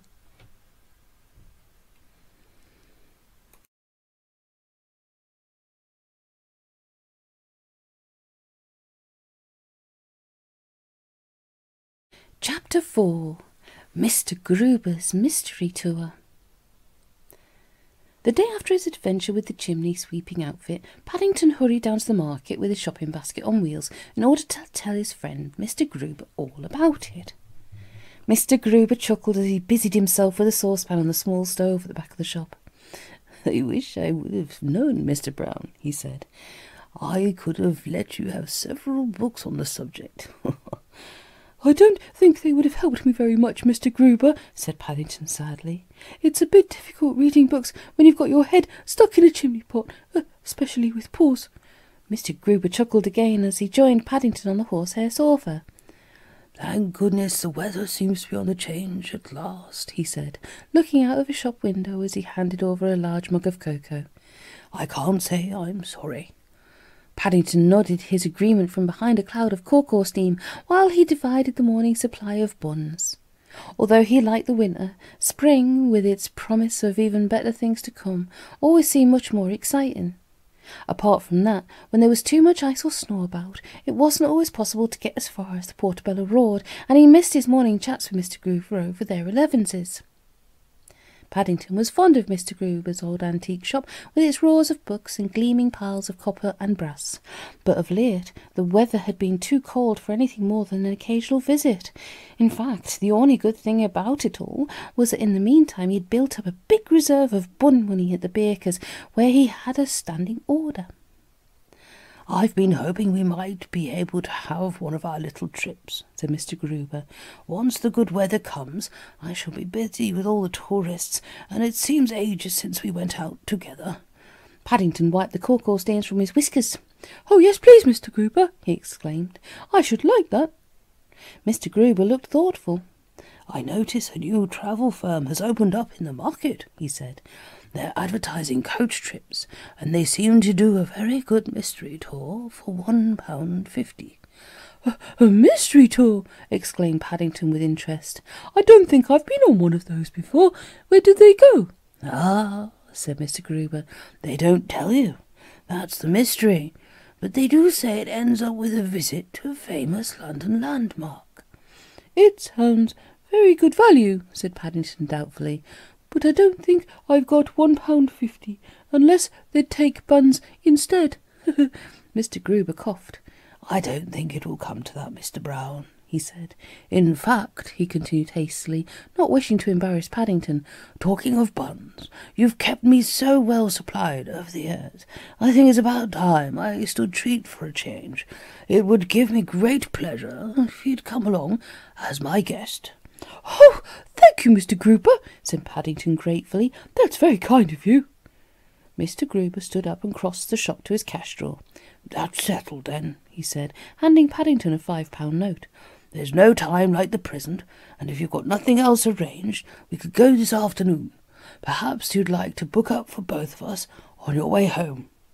Paddington thanked Mr. Gruber once again, and a short while later, having finished his elevenses, he hurried off up the Portobello Road towards the new coach tours office Mr. Gruber had pointed out to him. The shop was called Half-Price Coach Tours, and as far as he could see, it looked even better value for money than Mr. Gruber's description had led him to expect. On the pavement outside, a large blackboard headed "Today's Special" bore the words "Afternoon Mystery Tour £1.50", and some of the pictures in the window looked even more interesting. Several described day trips to the seaside. Others were all about coach holidays in various parts of the country, and one in particular, which caught his eye, showed scenes from a bumper continental tour called the 99 Special. Paddington spent some time studying the last advertisement. In fact, he became so absorbed in it, he didn't notice a shadowy figure standing in the shop doorway, and he was taken by surprise when the man addressed him. "Good morning, sir," said the man, rubbing his hands with invisible soap. "Can I interest you in one of our tours?" "Yes, please," said Paddington importantly, following the man into the shop.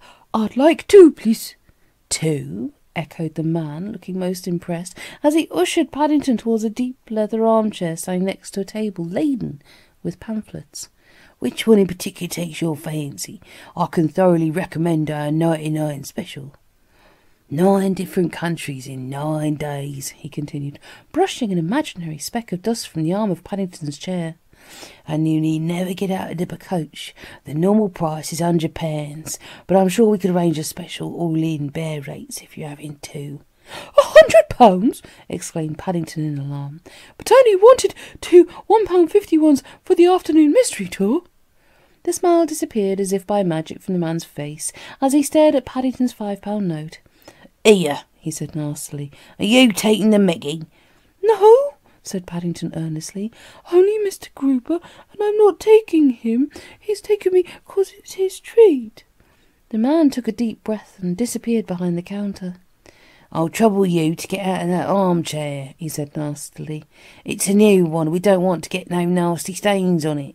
Here you are," he continued, handing Paddington 2 tickets in exchange for the £5 note. "Coach leaves at 2 o'clock sharp, and here's your £2 change." £2? exclaimed Paddington, staring at the 2 coins in his paw. "I think you've made a mistake." "A mistake," repeated the man. 2 tickets at £1.50 is £3. £3 from £5 is £2. "But it says outside your trips are half price," replied Paddington hotly. "Half price?" echoed the man. "Just you show me where, young fellow me bear." Paddington hurried out of the shop and pointed to the sign over the door. "There you are," he exclaimed. The man stared up at the notice for a moment and then back at Paddington. "Here, Alf," he called, putting his head inside the shop door. "There's a young bear out here taking your name in vain." "That isn't half price," he said, turning back to Paddington. "That's Alf Price of Alf Price Coach Tours. He's the owner, and if you want my advice, you'll be on your way before he comes out. Very sensitive is Alf." Paddington gave the man a long, hard stare, and then beat a hasty retreat in the direction of Windsor Gardens, casting some anxious glances over his shoulder as he hurried along, clutching the 2 coach tickets tightly in his paw in case anything else happened. 99 Special indeed, said Mrs. Brown, when he told the others all about the morning events.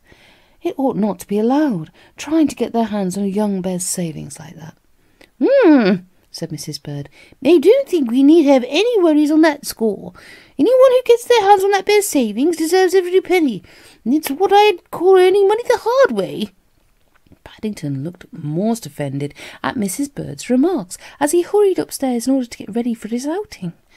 All the same, there were so many preparations to make, he soon forgot about his nasty experience in the coach office, and by the time the afternoon arrived, he was looking unusually spick and span as he made his way back down the Portobello Road. Paddington always enjoyed an outing, and it was with an air of excitement that he climbed into the waiting coach and settled himself comfortably in the front seat alongside Mr. Gruber. Mr. Gruber had brought several guidebooks with him, and as they sped through the London streets, he pointed out a number of the more important landmarks, explaining all about them as they came into view. The time passed quickly, but after they had been travelling for about an hour, Mr. Gruber began to look thoughtful. "Do you know, Mr. Brown," he said, studying a map as they turned a corner and began to slow down, "I have a feeling you're in for a nice surprise. I do believe we're going to visit somewhere very unusual."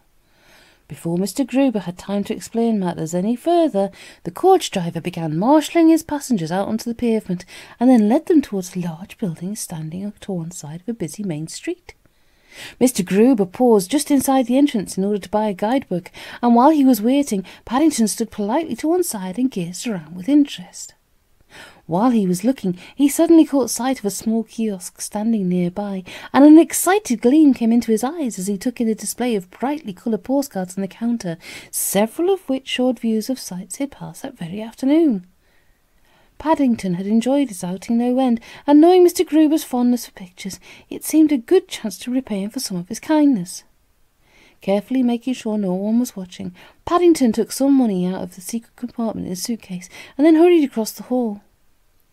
"I'd like 2 large souvenir postcards, please," he announced, tapping importantly on the counter. "Some of the special coloured ones." Being rather short, Paddington was used to having trouble with counters, but even he began to get more and more impatient as the lady in the kiosk stared with a fixed expression on her face at some distant object above his head. He looked around anxiously as the coach party began moving forward towards some stairs at the back of the hall, and several times he gave the figure behind the counter some extra hard stares, but for once the ones he got back in return seemed harder still. "I was going to buy some souvenirs," he explained, as Mr. Gruber came hurrying up to see what was the matter, "but I can't make any one here." Mr. Gruber looked rather upset. "Oh dear, Mr. Brown," he said, "I doubt if you will. I think she's made of wax." Paddington peered over the edge of the counter. "Made of wax?" he examined hotly. I've never heard of anyone being made of wax before." Mr. Gruber chuckled. "You'll find a lot of people like that in here, Mr. Brown," he said. "This is Madame Tussauds. It's a waxworks museum. This must be one of their little jokes. I think the real lady's over there." Mr. Gruber pointed towards the other end of the counter as he went on to explain all about the museum. "They not only have models of all the famous people in history," he said, handing the girl some money in exchange for 2 postcards. "They have lots of other figures made of wax as well. Some of them are so lifelike it's difficult to tell whether they're real or not.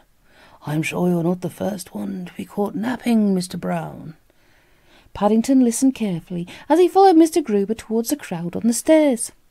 Now that matters had been explained to him, he began to notice quite a few figures standing motionless in the hall. Near the entrance there was an unusually still-looking policeman, and halfway up the stairs stood another man in uniform with his hand outstretched in front of him, looking for all the world like one of the statues Mr. Gruber had pointed out on their trip. "I think we must have picked the wrong day, Mr. Brown," said Mr. Gruber, breaking into his thoughts. "Half London seems to be in front of us."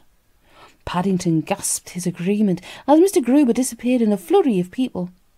From where he was standing, it felt very much as if the other half of London was behind him as well, and to make matters worse, he'd just made the unhappy discovery that half-open bar of chocolate he'd bought in case of an emergency was beginning to melt in his paw with the heat. Although he often got himself into a mess, Paddington was a tidy-minded bear, and he looked around for somewhere to put the sticky remains before too much of it dripped onto the floor. By now the crowd was just too thick to lift his hat, let alone open his suitcase, and he was just giving up hope of ever finding anywhere to leave it, when he found himself standing next to the figure in uniform he'd noticed earlier. Without waiting to consider the matter, Paddington pressed a ball of chocolate into the outstretched hand, and then turned to look for Mr. Gruber. As he did so, a loud voice rang out over the noise of the crowd. "Here!" cried the voice. "Who did this?" Paddington turned and then nearly jumped out of his skin as he caught sight of the man in uniform holding up a chocolate-covered hand for everyone to see. The man gazed at Paddington suspiciously. "Is this yours, bear?" he said. "I thought you were a waxworker," exclaimed Paddington, looking most upset. He stared around desperately for help, but Mr. Gruber was nowhere to be seen. "Boy!" shouted the man. "Come back! Stop that bear!" But Paddington was halfway down the stairs. He didn't like the look of things at all. Already several of the doorkeepers were looking in his direction, and as he squeezed his way past people trying to get up, he peered around anxiously for somewhere to hide. Holding on tightly to his suitcase, he hurried across the hall in direction of some more stairs.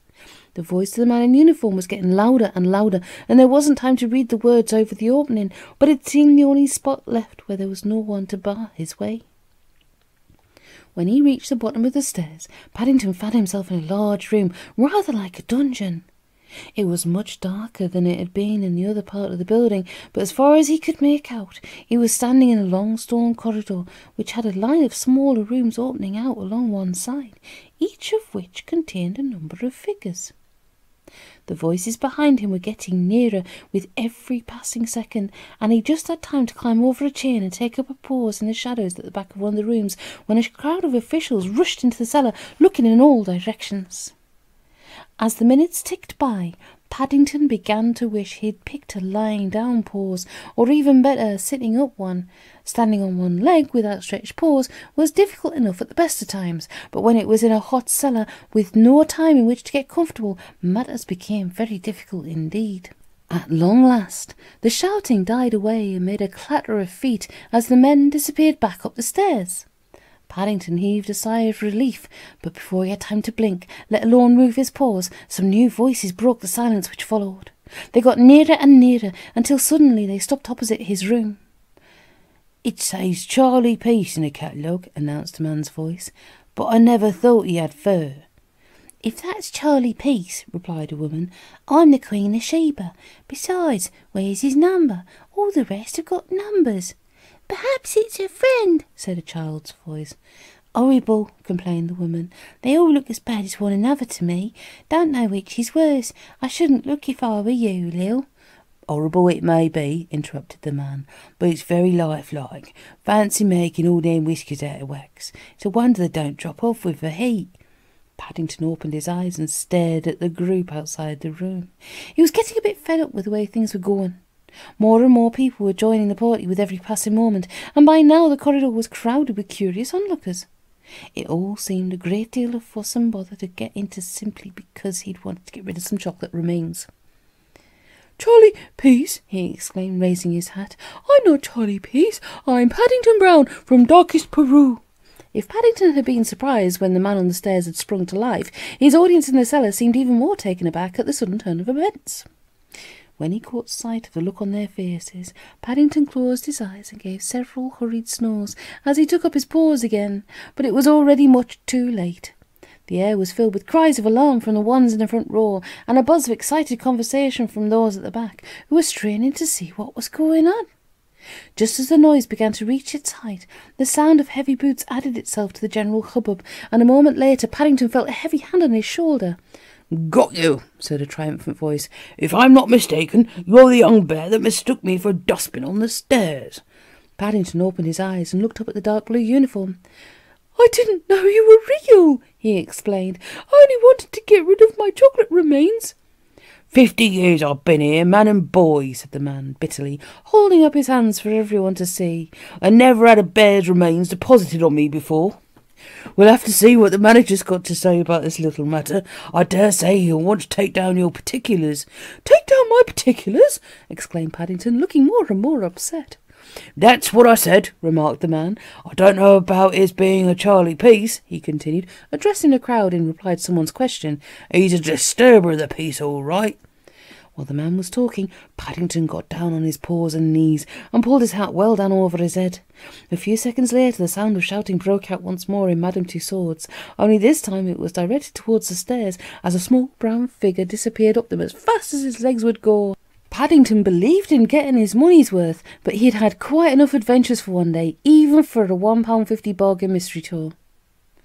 "Thank goodness we bumped into each other when we did," said Mr. Gruber later that afternoon, as they sat in his shop having tea. "I looked everywhere for you, but I must say it didn't occur to me to try the Chamber of Horrors." Mr. Gruber chuckled as Paddington went through his adventure once again. "They must have been surprised when you raised your hat, Mr. Brown," he said. "I expect they thought you were one of the horrors." Mr. Gruber coughed and hurriedly changed the subject, in case he'd said anything to offend, but Paddington was much too busy staring out of the shop window to notice anything amiss. He'd just caught sight of a newspaper boy going past, with a placard over his arm, and across it in large black letters were the words, "Waxworks Museum Latest, Mystery Deepens." The boy was too far away for him to see the actual papers clearly, but one of the headlines definitely had the word bear in it. "Good gracious!" exclaimed Mr. Gruber, as he followed the direction of Paddington's gaze. "I think we'd better buy a copy, Mr. Brown. In fact, we'd better buy several copies. I can think of quite a lot of people who'd want one as a souvenir, and you'll certainly need an extra one for your scrapbook. After all," he added as Paddington hurried out the door. Lots of people go on mystery tours, but not many can actually say they've taken part in one, let alone been able to read about it when they've got home.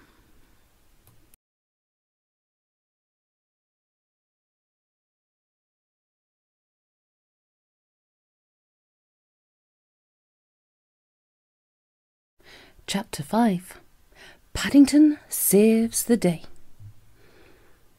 "It's all highly irregular," said Jonathan's headmaster as he addressed the small group of people standing on the cricket pitch.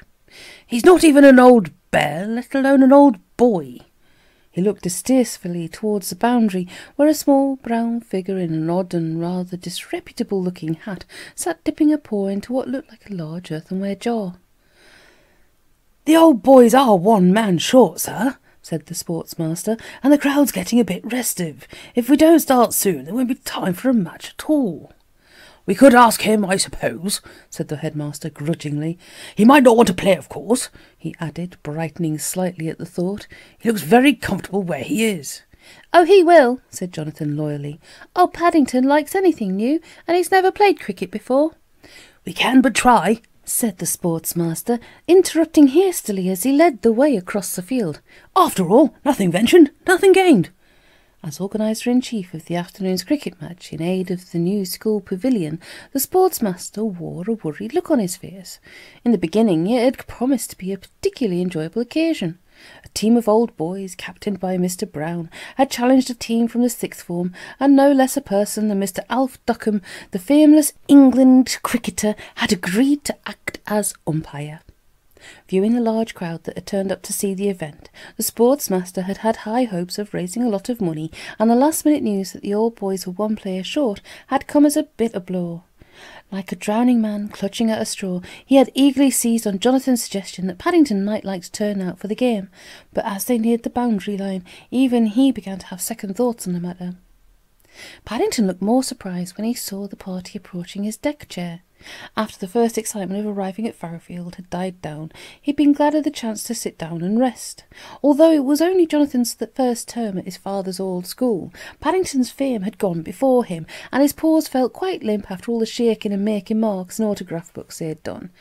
Apart from that, he was beginning to feel the effects of several visits to the school tuck shop, not to mention 2 extra-large helpings of suet pudding which he had eaten at lunch.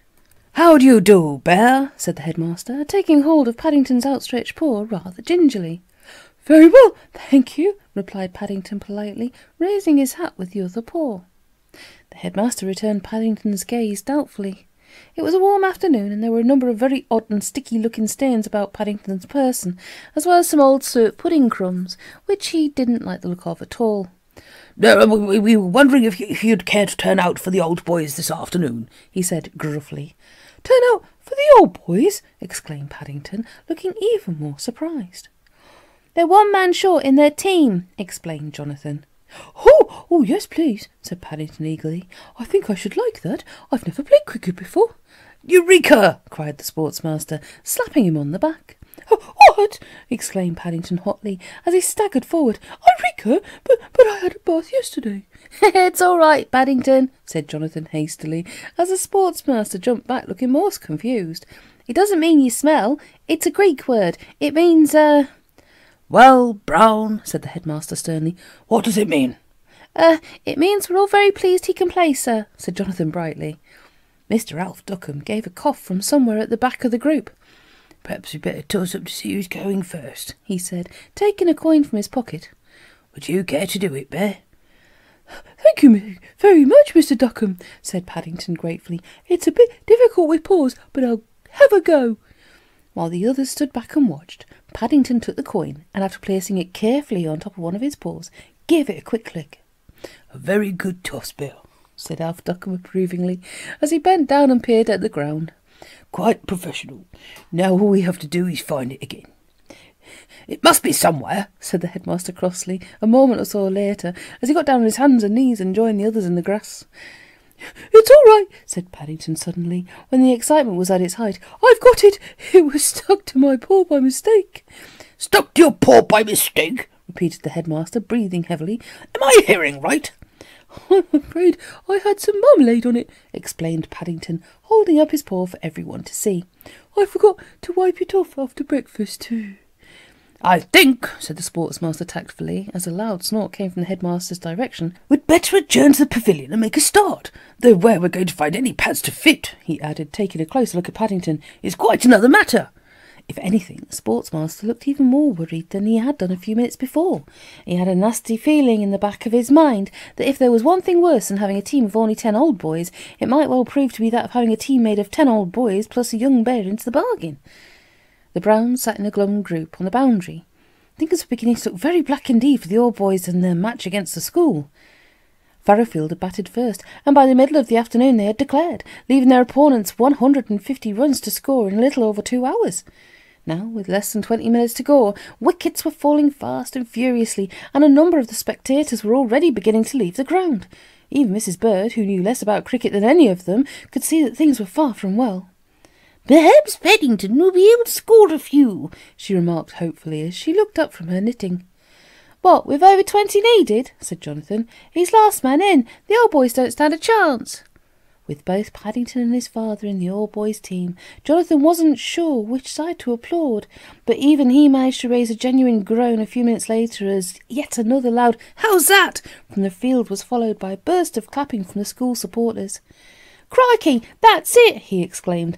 "There goes Dad's wicket. It's Paddington's turn now. 17 needed and only 15 minutes to go." "Oh dear," said Mrs. Brown nervously. "I do hope he doesn't stand in the way of the ball. It looks very hard to me." "Don't worry," replied Jonathan ominously. "It's Smasher Knowles, the demon bowler of the upper sixth. He's a nasty piece of work. Nobody likes him, but he's a jolly fast bowler. Paddington won't even see the ball." "Well, there he is now," said Mrs. Brown, as a familiar figure came hurrying down the pavilion steps, and another much louder burst of applause went round the ground. "I do wish he wouldn't insist on wearing that old hat of his," said Mrs. Bird. "I'm sure it isn't quite the thing in an old boys' cricket match." "Best of luck, Paddington," said Mr. Brown, as he met him on the way in. "Now don't forget, watch the ball, and whatever you do, keep a straight bat, and have a good look around the field. See where the captain's place his men. There's a silly mid-off, and he's got a short leg." Paddington began to look more and more confused as he listened to Mr. Brown's advice, and he nearly fell over backwards at the last piece of information. "What?" he exclaimed, looking round at the other players with interest. The silly mid-off's got a short leg." Mr. Brown opened his mouth as if he was about to say something, but changed his mind. "Good luck," he called, as Paddington hurried off in the direction of the wicket with a determined expression on his face. "Say when you're ready, Bear," said Alf Duckham encouragingly, as Paddington took his guard at the wicket. "I think I'm all right, Mr. Duckham," said Paddington doubtfully, looking round at the field. All in all, Paddington didn't think of much of cricket as a game. He'd spent over 2 hours in the field when the other side had been batting, and the ball had only come near him twice. The first time it had been so far over his head he had hardly been able to see it, and the second time it had taken him so completely by surprise when it had landed in his lap while he was busy testing a jar of marmalade. Despite several pleas from the older spectators that he'd managed to get a paw to it, Alf Duckham had been forced to say it wasn't really a catch, and Paddington had been most upset. Now that he was actually standing at the wicket, he was beginning to have second and even third thoughts on the subject. Everything looked much bigger than it had done from the pavilion. There were far too many people standing nearby, ready to catch him out for his liking, and when he caught sight of the expression on Smasher Knowles' face as he stood fingering the ball, he felt even less keen on the whole affair. Paddington crouched down, and as the demon bowler of the upper sixth thundered down the pitch towards him, he hurriedly filled the gap between his pads with the bat, and closed his eyes while he waited for the worst to happen. Smasher Knowles stopped in his run. "I can't bowl if he hides behind his pads," he exclaimed crossly. "I can't even see the batsman, let alone the wicket." Alf Duckham signalled the bowler back to his place. "Everyone has their own way of playing the game," he said sternly. "This young bear is entitled to his." Unaware of the reason for the delay, the Browns sat anxiously watching the events on the field as the bowler turned and once again hurled himself down the pitch towards Paddington. "He looks in a jolly bad temper," said Jonathan. "This is it." "I can't watch," said Mrs. Bird. "I knew something awful's going to happen." Just as Mrs. Bird closed her eyes, there was a loud click of a ball hitting wood, and a roar of surprise swept round the ground. "Good heavens!" cried someone behind her. "That young bear's hit a 6! Bravo!" Everyone rose to their feet and stared in amazement at the sight of the ball soaring over the heads of the crowd on the far side of the field. It had taken everyone completely by surprise, and for some odd reason even the fieldsmen were looking in the wrong direction. Paddington, as he picked himself up off the ground, looked the more surprised of all. Apart from feeling as if he had been kicked by a mule, he wasn't at all sure what had happened. But a pleased expression came over his face as he listened to the applause, and he raised his hat several times to the crowd. "He's got his bat the wrong way round," yelled Smasher Knowles, pointing an accusing finger at Paddington. "How can you tell where the ball's going if he doesn't hold his bat properly? It might go anywhere." Alf Duckham scratched his head. "I don't know that there's anything in the rules saying you must hit the ball with the flat side of the bat," he said. "Can't say as I've ever come across it before. I think we'd best just play on." Smasher Knowles glared at Paddington and then turned and made his way back up the pitch. "He didn't even hit the ball," he grumbled. "I hit the bat."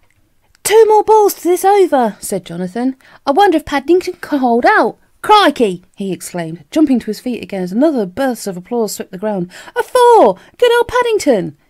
Even Mrs. Bird was sitting on the edge of her chair with excitement at the sudden change in the game. "He can't possibly do it again!" she exclaimed, as Smasher Knowles turned to make his run for the last ball of the over. "He jolly well has!" cried someone over the applause. "Another 4! 14 off 1 over! Bravo, Bear! Best innings of the day!" "There's just time for 2 more overs," said Jonathan excitedly, as he looked at the pavilion clock. "And the old boys only need 3 runs to win. If the other chap can keep the bowling away from Paddington, they stand a chance." "I'm sure Paddington could hit another of those 4s, said Mrs. Bird vaguely. "He seems very good at those." "It's old Parkinson bowling now," said Jonathan. "He's a spin bowler. Even Paddington won't get any 4s off him." The crowd relaxed as the field settled down, and the other bowler ran up to deliver the first ball of the over. Gradually, an air of gloom descended once again, as Paddington's partner made a wild swing at the first 4 balls and missed them completely. "I know Paddington could do better," said Mrs. Brown. "He's hit one!" cried Jonathan excitedly. "Come on, Paddington, run!" The crowd watched with bated breath as the 2 figures ran between the wickets. Paddington seemed to be having some kind of trouble with his pads, and he was still only halfway down the pitch when his partner was safely home. Paddington's pads had been something of a problem right from the start. Bear's legs being rather short, there had been none the right size, and in the end the sportsmaster had trimmed the ends off with an old pair he'd found in the pavilion. But even so, they were far from satisfactory, and the tops flapped up and down, banging Paddington on his knees as he struggled to make his run. "Phew!" said Jonathan, sinking back to the ground as Paddington reached his crease in the nick of time.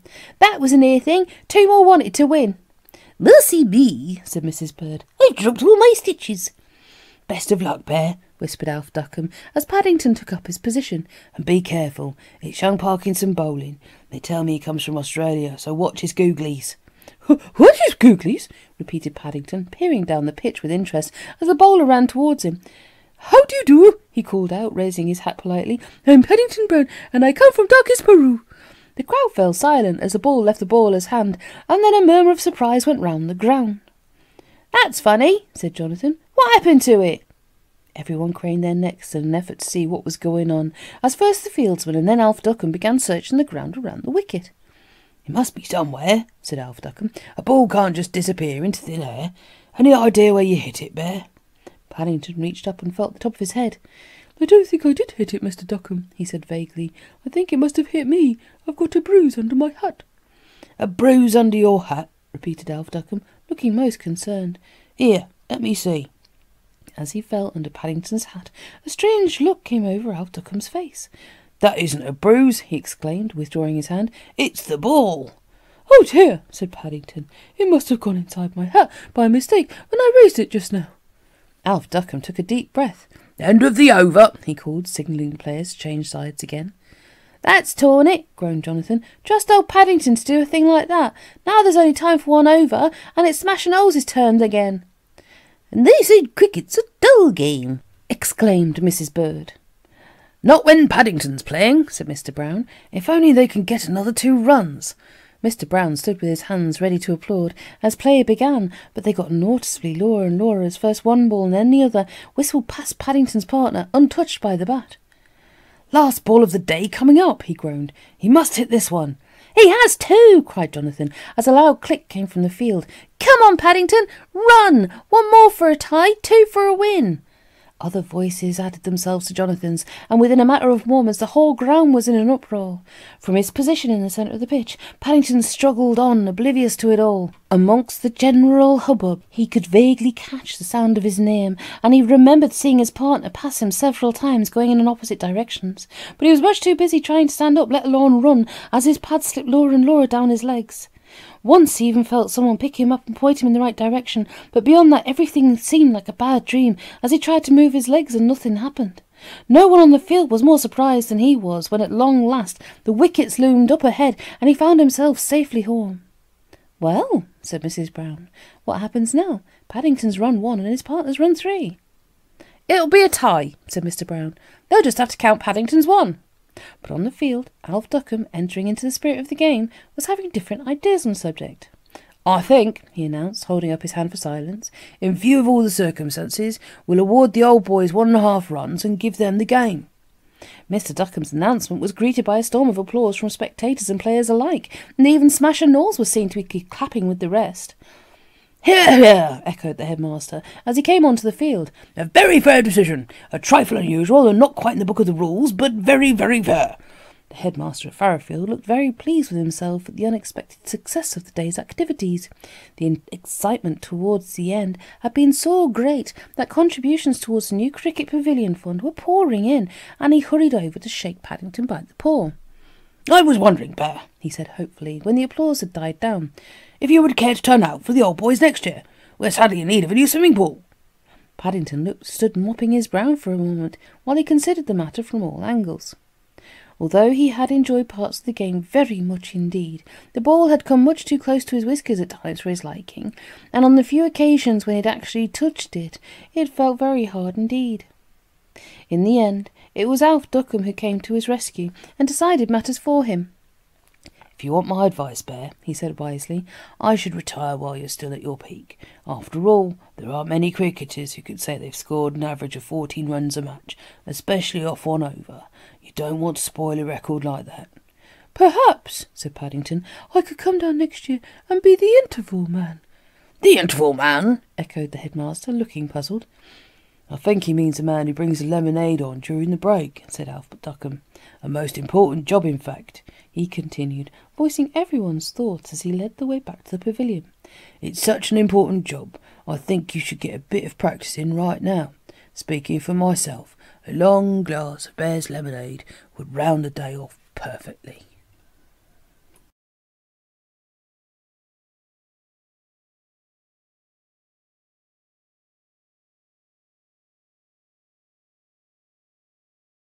Chapter 6. A Day by the Sea. Mr. Brown stood at the open front door of number 32 Windsor Gardens and surveyed the morning sun peeping over the top of the houses opposite. "Hands up all those in favour of a trip to the sea," he called, looking back over his shoulder. "People who ask questions like that must expect trouble," said Mrs. Brown, after the hubbub had died down and the last of 3 pairs of feet disappeared hastily up the stairs as their owners went to pack. "I notice you and Mrs. Bird didn't put up your hands, Mary," said Mr. Brown, looking rather hurt. "I can't think why." "I've been on your trips before, Henry," replied Mrs. Brown ominously. "It usually takes me a week to get over them." "And some of us have all the sandwiches to cut," said Mrs. Bird pointedly. "Sandwiches?" echoed Mr. Brown. "Who said anything about taking sandwiches?" He waved his hand grandly in the air. "We'll have lunch in a restaurant. Hang the expense. It's a long time since we had a day out." "Well," said Mrs. Brown doubtfully, "don't say I didn't warn you." Anything else she might have been about to say was lost as another clatter of pounding feet heralded the arrival back downstairs of Jonathan, Judy, and Paddington, together with all their belongings. Paddington in particular seemed to be very well laden. Apart from his suitcase and hat, which he was wearing as usual, he was also carrying his special seaside straw hat, a beach ball, a rubber bathing ring, and a bucket and spear, together with a windmill on the end of a stick, a pair of binoculars, and an assortment of maps. Mrs. Brown gazed at the collection. "I'm sure they didn't have all this trouble on the Everest expedition," she exclaimed. "I don't suppose they took any bears with them," replied Mrs. Bird. "That's why, and I'm quite sure they didn't leave a trail of last year's sand on their stairs before they left." Paddington looked most upset as he peered out from behind his bucket and listened to the remarks. He was a great believer in being prepared for any kind of emergency, and from what he could remember of previous trips to the seaside, all sorts of things could happen, and he usually did. "Come along, everyone," called Mr. Brown, hurriedly coming to the rescue. "If we don't make an early start, we shall get caught up in the rush, and then we shall never get there. A day at the sea will do us good. It'll help blow some of the cobwebs out of your whiskers, Paddington." Paddington pricked up his ears. "Blow some of the cobwebs out of my whiskers, Mr. Brown," he exclaimed, looking even more upset as he followed the others out to the waiting car. While Jonathan, Judy and Mr. Brown packed up the equipment into the boot, and Mrs. Brown and Mrs. Bird went upstairs to change, Paddington stood on the front seat of the car and peered anxiously at his face in the driving mirror. There were several pieces of cotton stuck to his whiskers, not to mention some old marmalade and cocoa stains, but he could not see any sign of a spider, let alone a cobweb. Paddington was unusually silent on the journey down, and he was still pondering over the matter later that morning when they swept over the brow of a hill and began the long descent towards Brightsea. But as they drew near the front, the smell of the sea air and the sight of all the holiday makers strolling along the promenade soon drove all other thoughts from his mind. Paddington was very keen on outings, especially Mr. Brown's unexpected seaside ones, and he stuck his head out the front window of the car and peered round excitedly as they drove along the front looking for somewhere to park. "All hands on deck," said Mr. Brown as he backed the car into a vacant space. "Stand by to unload." Paddington gathered his belongings and jumped out onto the pavement. "I'll find a place on the beach, Mr. Brown," he called eagerly. In the back of the car, Mrs. Brown and Mrs. Bird exchanged glances. "I know one thing," said Mrs. Brown, as she helped Mrs. Bird out of the car. "They might not have had any bears with them on the Everest expedition, but at least they had some Sherpas to help with their luggage. Just look at it all." "Won't take a minute, Mary," puffed Mr. Brown from behind a pile of carrier bags. "Where's Paddington? He said he'll find a spot for us." "There he is," said Jonathan, pointing to a patch of sand where 6 deck chairs were already ranged in a row. "He's talking to that man with the ticket machine." "Oh dear," said Mrs. Brown anxiously. "He looks rather upset. I hope there's nothing wrong." "Trust Paddington to get into trouble," said Judy. "We haven't been here a minute." The Browns hurried down some steps leading to the beach, and as they did so, a familiar voice reached their ears. 30 pence! exclaimed the voice bitterly. 30 pence just to sit in a deck chair. "No, mate," came the voice of the ticket man in reply. "It's not 30 pence just to sit in a deck chair. You've got 6 chairs here, and they're 5 pence each. 6 fives is 30. Paddington looked more and more upset as he listened to the man's words. He felt very pleased with himself when he found the pile of chairs beside a patch of clean sand, but almost before he'd had time to arrange them in a row, and certainly before he'd had a chance to test even one of them, the man had appeared as if by magic from behind a beach hut, waving his ticket machine as he pounced on him. 30 pence, he repeated, collapsing into the nearest chair. "I know your sort," lectured the man in a loud voice, as he looked around and addressed the rest of the beach. "You sit down in them chairs and pretend you're asleep when I comes round for the money, or else you say your tickets have blown away. Your sort costs the corporation hundreds of pounds a year." The man's voice trailed away as a muffled cry came from somewhere near his feet. "Here!" he exclaimed, as he bent down and stared at a heaving mass of striped canvas. "What's happened?" came the muffled voice again. "Dear, oh dear," said the man, as he disentangled Paddington from the chair. "You couldn't have had your backstrap properly adjusted." "My backstrap!" exclaimed Paddington, sitting up. "That's right," said the man. "You're supposed to fit it into the slots, not just rest it on the side. No wonder it collapsed." Paddington gave the man a hard stare as he scrambled to his feet and undid his suitcase. 5 pence seemed a lot to pay just to sit in a chair at the best of times, but when it didn't even have any instructions and collapsed into the bargain, words failed him. "Instructions?" echoed the man, as he took Paddington's money and rang up 6 tickets. "I've never heard of a deck chair having instructions before. You wants a lot for your money." "I hope you haven't been having any trouble," said Mr. Brown, as he hurried onto the scene and pressed something round and shiny into the man's hand. "Trouble?" said the ticket man, his expression changing as he felt the coin. "Bless you, no, sir. Just a slight misunderstanding, as you might say. Tell you what, Gov," he continued, turning to Paddington and touching his cap with a more respectful air. "I know these days out of seaside can come pretty expensive for a young bear gent that's standing treat. If you wants to get your money back and make a profit into the bargain, your best plan is to keep a weather eye open for Basil Budd." "Basil Budd?" repeated Paddington, looking most surprised. "That's right," said the man, pointing towards a large notice pasted on the sea wall. "He's in Brightsea today. He's one of them newspaper stunts. The first one is confronts him and says, 'Your Basil Budd gets £5 reward. Only mind you're carrying one of his newspapers,' he warned. "Otherwise he won't pay up." So saying, he touched his cap once more and hurried off up the beach in the direction of some new arrivals, leaving the Browns to arrange themselves and their belongings on Paddington's patch of sand. Mr. Brown turned to thank Paddington for standing treat with the deck chairs, but already he had disappeared up the sand and was standing gazing at the poster on the sea wall with a thoughtful expression on his face. The poster had the one word "sensation" written in large red capital letters across the top. Underneath was a picture of a man in a trilby hat, followed by the announcement that Basil Budd of the Daily Globe was in town. The smaller print which followed went on to explain all that the deck chair man had told them. It took Paddington some while to read all the poster, particularly as he read some of the more interesting bits several times in case he made a mistake. But whichever way he read the notice, it seemed that not only was Basil Budd anxious to give away £5 notes to anyone who confronted him, but that his own seaside outing would be ruined if he had so much as one note left at the end of the day. "Good heavens," said Mr. Brown, as he glanced up the beach again. "Paddington is lashing out today. He's bought himself a newspaper now."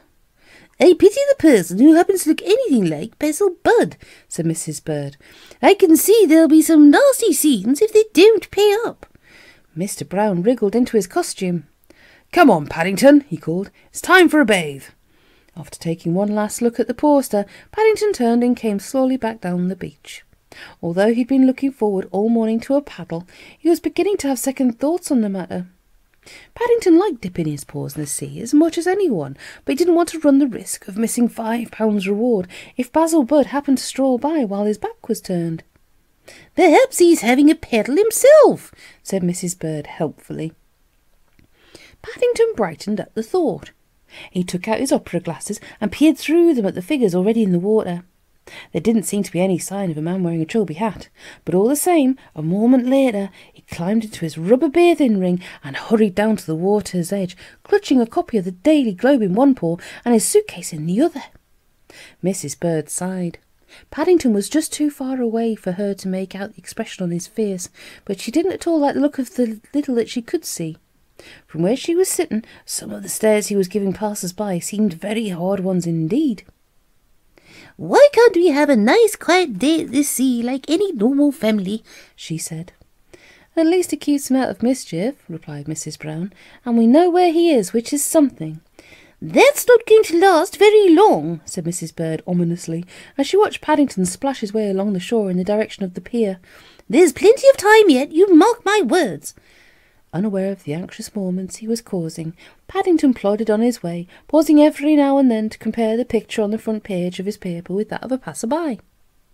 The beach was beginning to fill up. There were fat men in shorts, thin men in bathing costumes, men of all shapes and sizes. Some wore sun hats, some caps, other colour hats made of cardboard, and once he even saw a man wearing a bowler. But as far as he could make out, there wasn't one person along the whole of the Brightsea front who bore any resemblance to Basil Budd. After making his way along the beach for the third time, Paddington stopped by the pier and mopped his brow, while he took another long look at one of the Daily Globe posters. It was a strange thing, but somehow with each journey up and down the beach, the expression on Basil Budd's face seemed to change. At first it had been quite an ordinary, pleasant sort of face, but now that he looked at it more closely, Paddington decided there was a mocking air about it which he didn't like the look of at all. With a sigh, he found himself a quiet corner of the beach and sat down with his back against a pile of deck chairs in order to consider the matter. Taken all round, he was beginning to feel very upset at the way things were going. In fact, if he could have found the man who'd sold him the newspaper, he would have asked for his money back. But with every minute, more and more people were streaming into Brightsea, and the chances of finding the newspaper seller, let alone Basil Budd himself, seemed more and more remote. As he sat there deep in thought, Paddington's eyelids began to feel heavier and heavier. Several times he pushed them open with a paw, but gradually the combination of a large breakfast, several ice creams, and all the walks up and down the sand in the hot sun, not to mention the distant sound of the waves breaking on the seashore, grew too much for him, and a short while later some gentle snores added themselves to the general hubbub all around. Mrs. Brown heaved a sigh of relief. "Thank goodness!" she exclaimed, as a small brown figure came hurrying along the promenade towards them.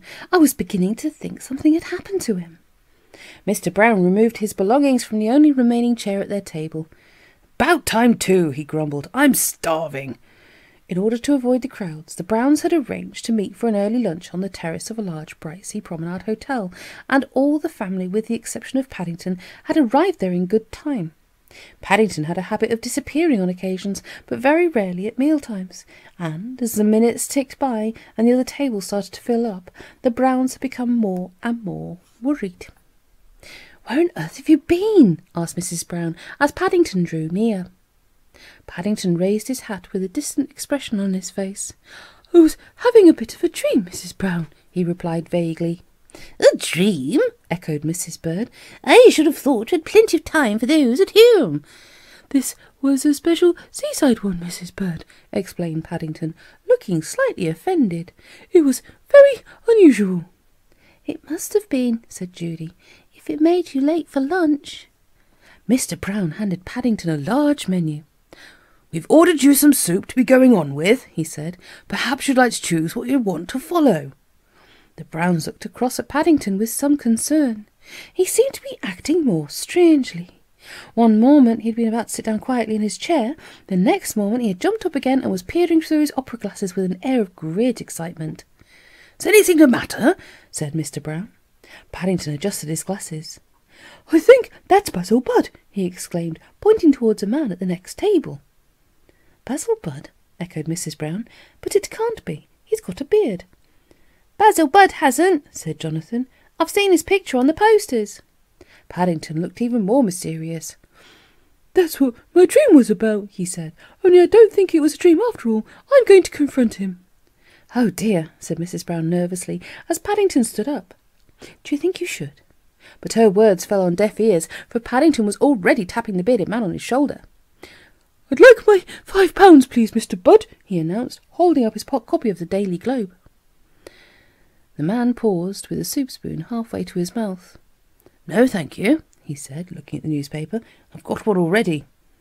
"I'm not a newspaper bear," said Paddington patiently. "I think you're Basil Budd of the Daily Globe, and I've come to confront you." "You've come to confront me?" repeated the man, as if in a dream. "But my name isn't Budd. I've never even heard of him." Paddington took a deep breath and gave the man the hardest stare he could manage. "If you don't give me my £5, he exclaimed hotly, "I shall call a policeman." The man returned Paddington's stare with one almost as hard. "You'll call a policeman?" he exclaimed. "If you don't go away, Bear, that's just what I intend doing." Paddington was a bear with a strong sense of right and wrong, and for a moment he stood rooted to the spot, looking as if he could hardly believe his eyes, let alone his ears. Then suddenly, before the astonished gaze of the Browns and everyone else on the hotel terrace, he reached forward and gave the man's beard a determined tug with both paws. If the other occupants of the hotel were taken aback by the unexpected turn of events, the man with the beard was even more upset, and a howl of anguish rang through the terrace as he jumped up, clutching his chin. Paddington's jaw dropped open, and a look of alarm came over his face as he examined his empty paws. "Excuse me," he exclaimed, raising his hat politely. "I think I must have made a mistake." "A mistake?" spluttered the man, dabbing at his lap with a napkin where a large soup stain had appeared. "Where's the manager? I want to see the manager. I demand an explanation." "I've got an explanation," said Paddington unhappily, "but I'm not sure it's a good one." "Oh, crikey," said Jonathan, as a man in a black suit came hurrying onto the scene, closely followed by several waiters. "Here we go again." "I've never," said Mrs. Bird, "met such a bear for getting into hot water. Now what are we going to do?" Mr. Brown sat back in the Brightsea Hotel manager's office and stared at Paddington. "Do you mean to say," he exclaimed, "you actually saw a man putting on a false beard behind a pile of deck chairs?" "There were 2 of them," said Paddington importantly. "I thought I was having a dream, and then they went away, and I found I was really awake all the time." "But I still don't see why you thought it was the man from the Daily Globe," said Mrs. Brown. I'm afraid this young bear got his buds mixed, said a policeman. Quite a natural mistake in the circumstances. You see, he'd stumbled on a South Coast Charlie and his pal, said a second policeman. They always call each other Bud. I think they've been seeing too many films on television. South Coast Charlie, echoed Mrs. Bird. Goodness me! They tour all the South Coast holiday resorts during the summer months during confidence tricks, continued the first policeman. We've been after them for some time now, but they've always kept one step ahead of us, kept changing their disguises. Thanks to this young bear's description, we've a good idea who to look for now. In fact, I dare say there'll be some kind of a reward. The Browns looked at one another. After the excitement earlier on, the hotel manager's office seemed remarkably peaceful. Even the man with the beard, now that he had got over his first surprise, looked most impressed by Paddington's explanation. I've been mistaken for a few people in my time, he said, but never Basil Budd, let alone a South Coast Charlie. Trust Paddington to find someone with a beard sitting at the next table, said Jonathan. The hotel manager coughed. That's not really so surprising, he said. There's a magician's conference on at Brightsea this week, and a lot of them are staying at this hotel. You'll see a good many beards. Good gracious, said Mrs. Bird, as she looked through the office window. You're quite right. Look at them all. The others followed the direction of Mrs. Bird's gaze. Now that it had been mentioned, there were beards everywhere. Long beards, short ones, whiskery beards, and neatly trimmed ones. I don't think I've ever seen so many before, said Mr. Brown. I suppose that's why South Coast Charlie wore one. That's right, sir, said one of the policemen. It's a good thing this young gentleman didn't try them all. We might have had some nasty scenes on our hands. Perhaps you care to join me for lunch, said the man with the beard, addressing the Browns as the policeman stood up to go. I'm a magician myself, he continued, turning to Paddington. The great Umberto. I might even be able to show you a few tricks while we eat. Thank you very much, Mr. Umberto, said Paddington, as the hotel manager hurried on ahead to reserve a table. I should like that. Altogether, Paddington was beginning to think it was a very good day out at the sea after all. Although he hadn't managed to win £5 by confronting Basil Budd, he was very keen on tricks, and the prospect of having lunch with the real magician sounded most exciting. Said Mrs. Bird, as she followed the others out onto the hotel terrace. We may be having lunch with the magician, but I have a feeling that even the great Umberto won't be able to make his meal disappear as quickly as Paddington. Paddington pricked up his ears in agreement as he caught Mrs. Bird's remark. It was already long past his lunchtime, and detective work, especially seaside detective work, used up a lot of energy. I don't think I shall have many cobwebs left in my whiskers after today, Mr. Brown, he announced amid general agreement as he sat down at the table to enjoy a well-earned lunch.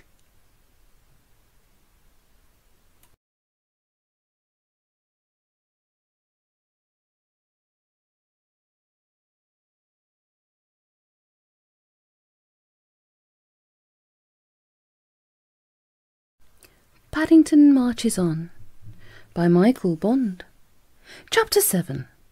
An Unexpected Party. Paddington paused on the stairs of number 32 Windsor Gardens and sniffed the morning air. A few moments later, having consulted the Browns' calendar through the banisters, he hurried on his way with a puzzled expression on his face. There was definitely something mysterious going on that morning, and he couldn't for the life of him make out what it was, unless Mrs. Bird had made a mistake when she changed the date, which would have been most unusual, and unless he'd also overslept by 2 or 3 days, which seemed even more unlikely, it should have been a Thursday, and yet all the signs were Sunday ones. To start with, there was a strong smell of freshly baked cakes coming from the direction of the kitchen, and although Mrs. Bird occasionally did her baking during the week, she was much more inclined to do it on a Sunday. In any case, she never made cakes quite so early in the morning. Then there was the strange behaviour of Mr. Brown. Mr. Brown worked in the City of London, and in the mornings he followed a strict timetable. Breakfast was served punctually at 8:30, and before that, come rain or shine, he always took a quick stroll round the garden in order to inspect the flower beds. On this particular morning, Paddington had nearly fallen over backwards with surprise when he had drawn back his curtains and peered out the window, only to see a very unkempt-looking Mr. Brown pushing a wheelbarrow down the garden path. "I was wondering when you were going to put in an appearance," said Mrs. Bird, as Paddington poked his head round the kitchen door with an inquiring look on his face. "I've never known such a bear for smelling out things."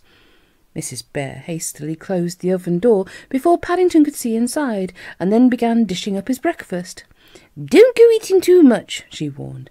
"We're having a party this afternoon, and I've enough to feed a regiment of bears." "A party?" exclaimed Paddington, looking more and more surprised. Paddington liked parties.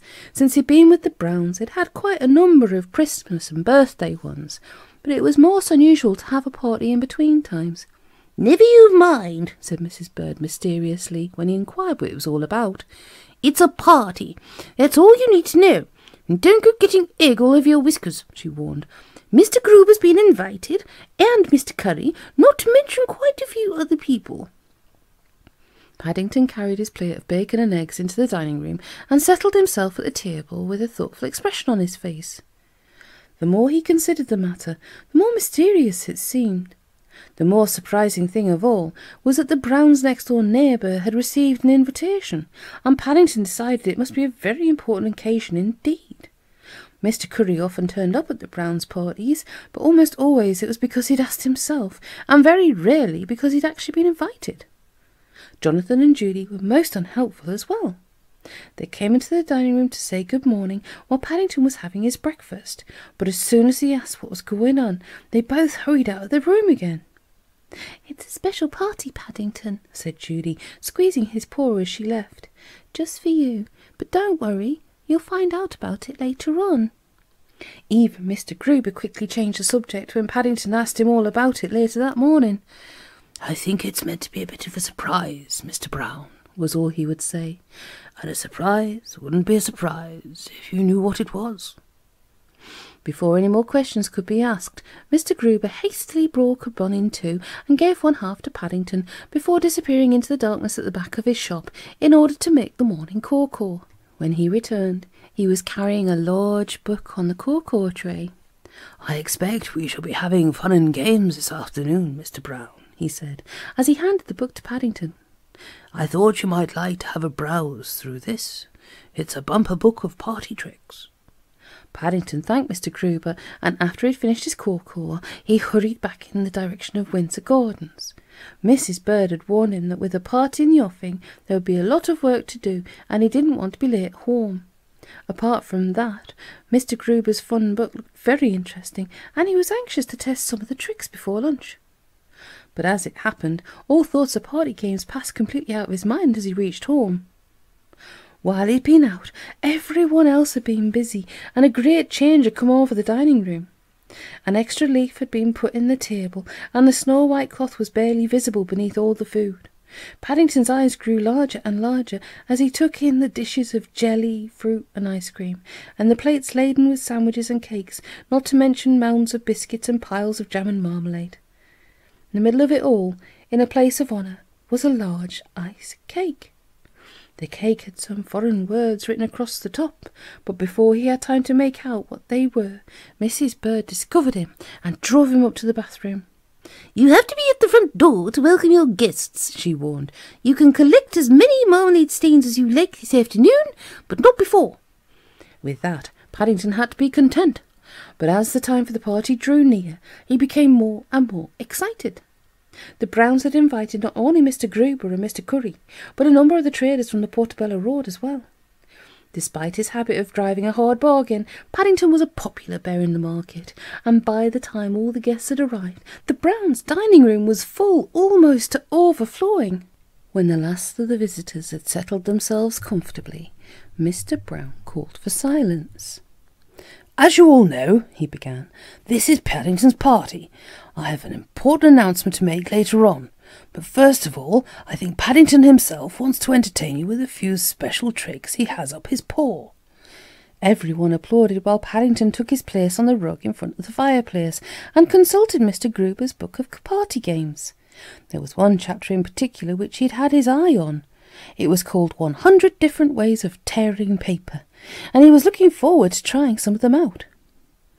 "I like paper tearing tricks," said Mr. Curry, when Paddington explained what he was going to do. "I hope they're good ones, Bear." I think the first one is Mr. Curry, replied Paddington. It's called The Mystery of the Disappearing £10 Note. Oh dear, said Mrs. Brown nervously. Must it be a £10 note? Couldn't you use something else? Paddington peered at his book again. It doesn't say you can, he replied doubtfully, but I expect I could make do with a £5 one. I'm afraid I've left my wallet in my other jacket, said Mr. Brown hastily. And I've only got silver, said Mr. Gruber, taking the hint, as all Paddington's other friends from the market hurriedly buttoned their jackets. Everyone turned and looked towards Mr. Curry. You did say you liked paper-tearing tricks, said Mr. Brown meaningly, and it is Paddington's party. Mr. Curry took a deep breath as he withdrew his purse from an inside pocket and undid the clasp. I hope you know what you're doing, Bear, he growled, handing Paddington a £5 note. Crikey, so do I, whispered Jonathan, as Paddington took the note, and after consulting his book once more, folded it in half and began tearing pieces out. The Browns watched anxiously while Paddington folded the note yet again, and Mr. Curry's face got blacker and blacker at the sight of all the pieces fluttering to the floor. After a slight pause, Paddington took another look at his book, and as he did so, his expression changed. Whereas a moment before he had seemed full of confidence, now his whiskers drooped and a worried look came across his face. What are you doing now, Bear? growled Mr. Curry, as Paddington hurried over and began peering in his ear. I'm afraid something's gone wrong with my trick, Mr. Curry, said Paddington unhappily. What? bellowed Mr. Curry, jumping to his feet. What do you mean, something's gone wrong with it? The note's supposed to turn up in your ear, explained Paddington, looking more and more unhappy. Perhaps it's the other one, dear, said Mrs. Brown hopefully. I don't think so, replied Paddington. I think I must have turned over 2 pages at once in my instructions. I've been doing the paper doily trick by mistake. The paper doily trick, repeated Mr. Curry bitterly, as Paddington unfolded the remains of his note and held it up for everyone to see. My £5 note turned into a bear's doily. Never mind, said Mrs. Bird, bending down to pick up the pieces. If you stick them together, perhaps they'll change it at the bank. It looks very pretty, said Judy. Mr. Curry snorted several times as he helped himself to a cake. I've had enough of that bear's paper-tearing tricks for one day, he exclaimed. Mr. Gruber gave a slight cough. Perhaps you could try one of the other chapters, Mr. Brown, he said. I believe there's a very good one at the end of the book. Thank you very much, Mr. Gruber, said Paddington gratefully. Mr. Curry wasn't the only one who was tired of paper-tearing tricks. Tearing paper, especially banknotes when they were folded, was much more difficult than it sounded, and his paws were beginning to ache. There's a very good trick here, he announced after a short pause. It's called removing a guest's waistcoat without taking off his coat. It sounds rather a long trick, said Mrs. Brown doubtfully. Isn't there anything shorter? Nonsense, said Mr. Curry from behind a plate of sandwiches. It's a very good trick. Saw it done once years ago in the theatre, and I'd see it again. Mr. Brown and Mr. Gruber exchanged glances. I'm afraid it'll have to be your waistcoat then, said Mr. Brown. You're the only person who's wearing one. Mr. Curry's jaw dropped. What? He exclaimed. If you think that bear is going to remove my waistcoat, you're... Whatever else Mr. Curry had been about to say was drowned in a roar of protest from the others. You said you wanted to see it again, called out the man from the cut-price grocers. Now's your chance. With a very bad grace, Mr. Curry got up from his chair and knelt on the rug in front of the fireplace with his arms raised, while Paddington put his paws down behind his neck. I thought you said you were going to remove my waistcoat, Bear, he gurgled, not choke me with it. Well, it's half off anyway, said Mr. Brown, as Paddington pulled the waistcoat over Mr. Curry's head until it rested under his chin. What happens now? Paddington put his paw up one of Mr. Curry's sleeves and began searching. I'm not quite sure, Mr. Brown, he gasped. I haven't practised this trick before, and I can't see the book from where I am. Oh dear, said Mrs. Brown, and there came a loud tearing noise, and Paddington pulled something out of Mr. Curry's sleeve. That looked like a piece of lining. What? bellowed Mr. Curry, struggling to see what was going on. Did you say lining? Mr. Brown picked up the book of party games and adjusted his glasses. Perhaps I'd better give you a hand, Paddington, he said. After a moment, he put the book down again and knelt on the rug. You're quite right, he said, feeling up Mr. Curry's sleeve. It definitely says you should pull the end of the waistcoat down the sleeve, but it doesn't say how you do it. It's very odd. Mr. Gruber joined the others on the rug. Perhaps if we work backwards, it might help, he suggested. I think you ought to do something quickly, said Mrs. Brown anxiously, as Mr. Curry gave another loud gurgle. Mr. Gruber studied Paddington's book carefully. "Oh dear," he exclaimed. "I hate to tell you this, Mr. Brown, but one of the pages appears to be missing." Mr. Curry's eyes bulged, and he gave a loud spluttering noise as he took in Mr. Gruber's words. "What's that?" he bellowed, jumping to his feet. "I've never heard of such a thing." "I don't think you should have done that," said Mr. Gruber reprovingly. "It sounded as though you split your coat." Mr. Curry danced up and down with rage as he examined the remains of his jacket. "Oh, I split it," he cried. "I like that. And what was that bear doing at that time, I'd like to know?" "He wasn't anywhere near," said Mrs. Bird. "I was looking for my missing page, Mr. Curry," explained Paddington. "I think I must have used it by mistake when I was practicing one of my paper tearing tricks." Mr. Brown held up his hand for silence. Mr. Curry's face had changed from red to purple, back to an even deeper shade of red again, and it looked very much as if it was high time to call a halt to the proceedings. "I'm sure Mrs. Bird can mend it for you later on," he said, "but now I think we ought to get down to the business at hand." "Hear, hear!" echoed a voice in the audience. Mr. Brown turned to Paddington. "Do you know how long you've been with us now?" he asked. "I don't know, Mr. Brown," said Paddington, looking most surprised at the question. "It feels like always." "Nearly 3 years," replied Mr. Brown, "which is quite a long time considering you only came to tea in the first place. Now," he continued, when the laughter had died down, "we have a surprise for you. The other day we had a telegram all the way from the Home for Retired Bears in Lima. It seems that Aunt Lucy is celebrating her 100th birthday very soon, and the warden thought it would be a nice idea if all her family could be there with her." "Fancy being 100!" exclaimed Jonathan. "That's jolly old."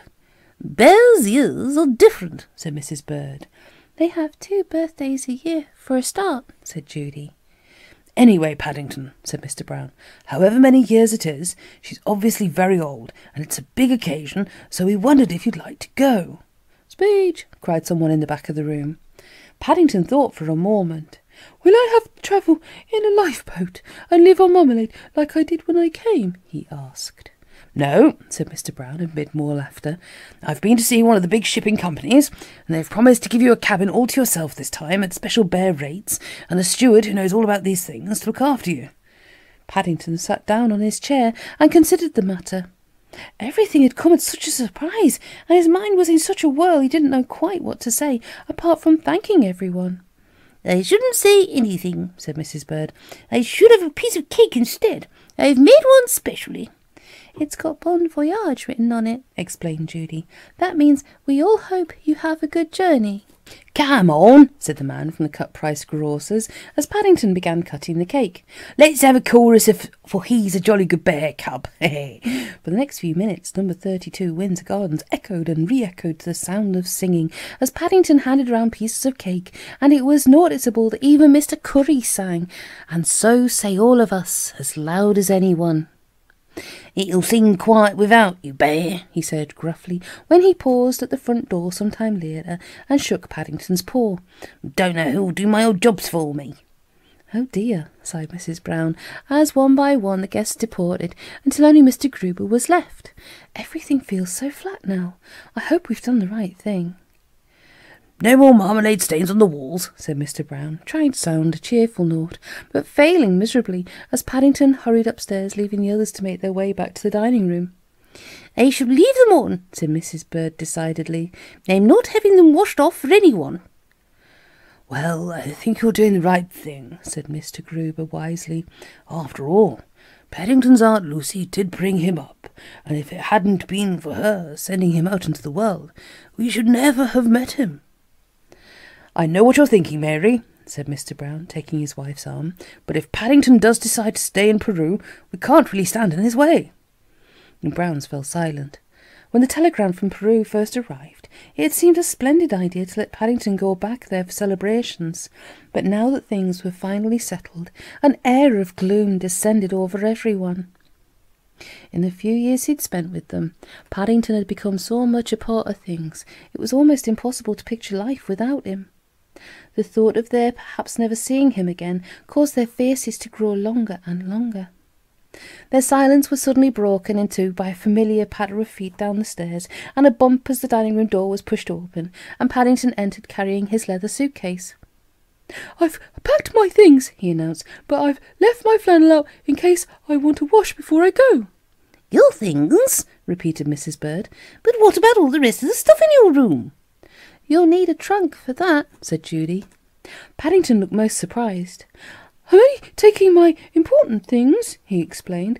"I thought I'd leave the rest here for safety." The Browns and Mr. Gruber exchanged glances. "Paddington," said Mrs. Brown, "come and sit down.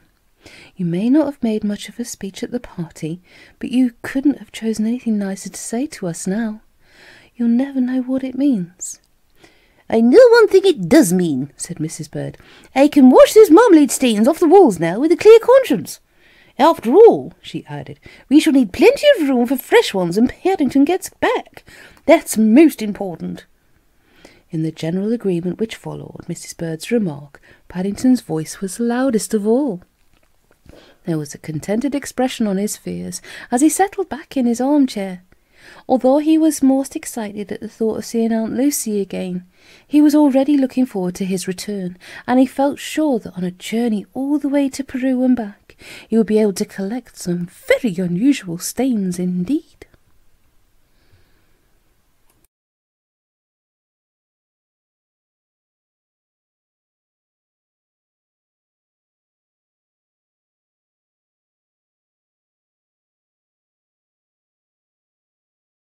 Thank you for listening to another audiobook from Ink Reads.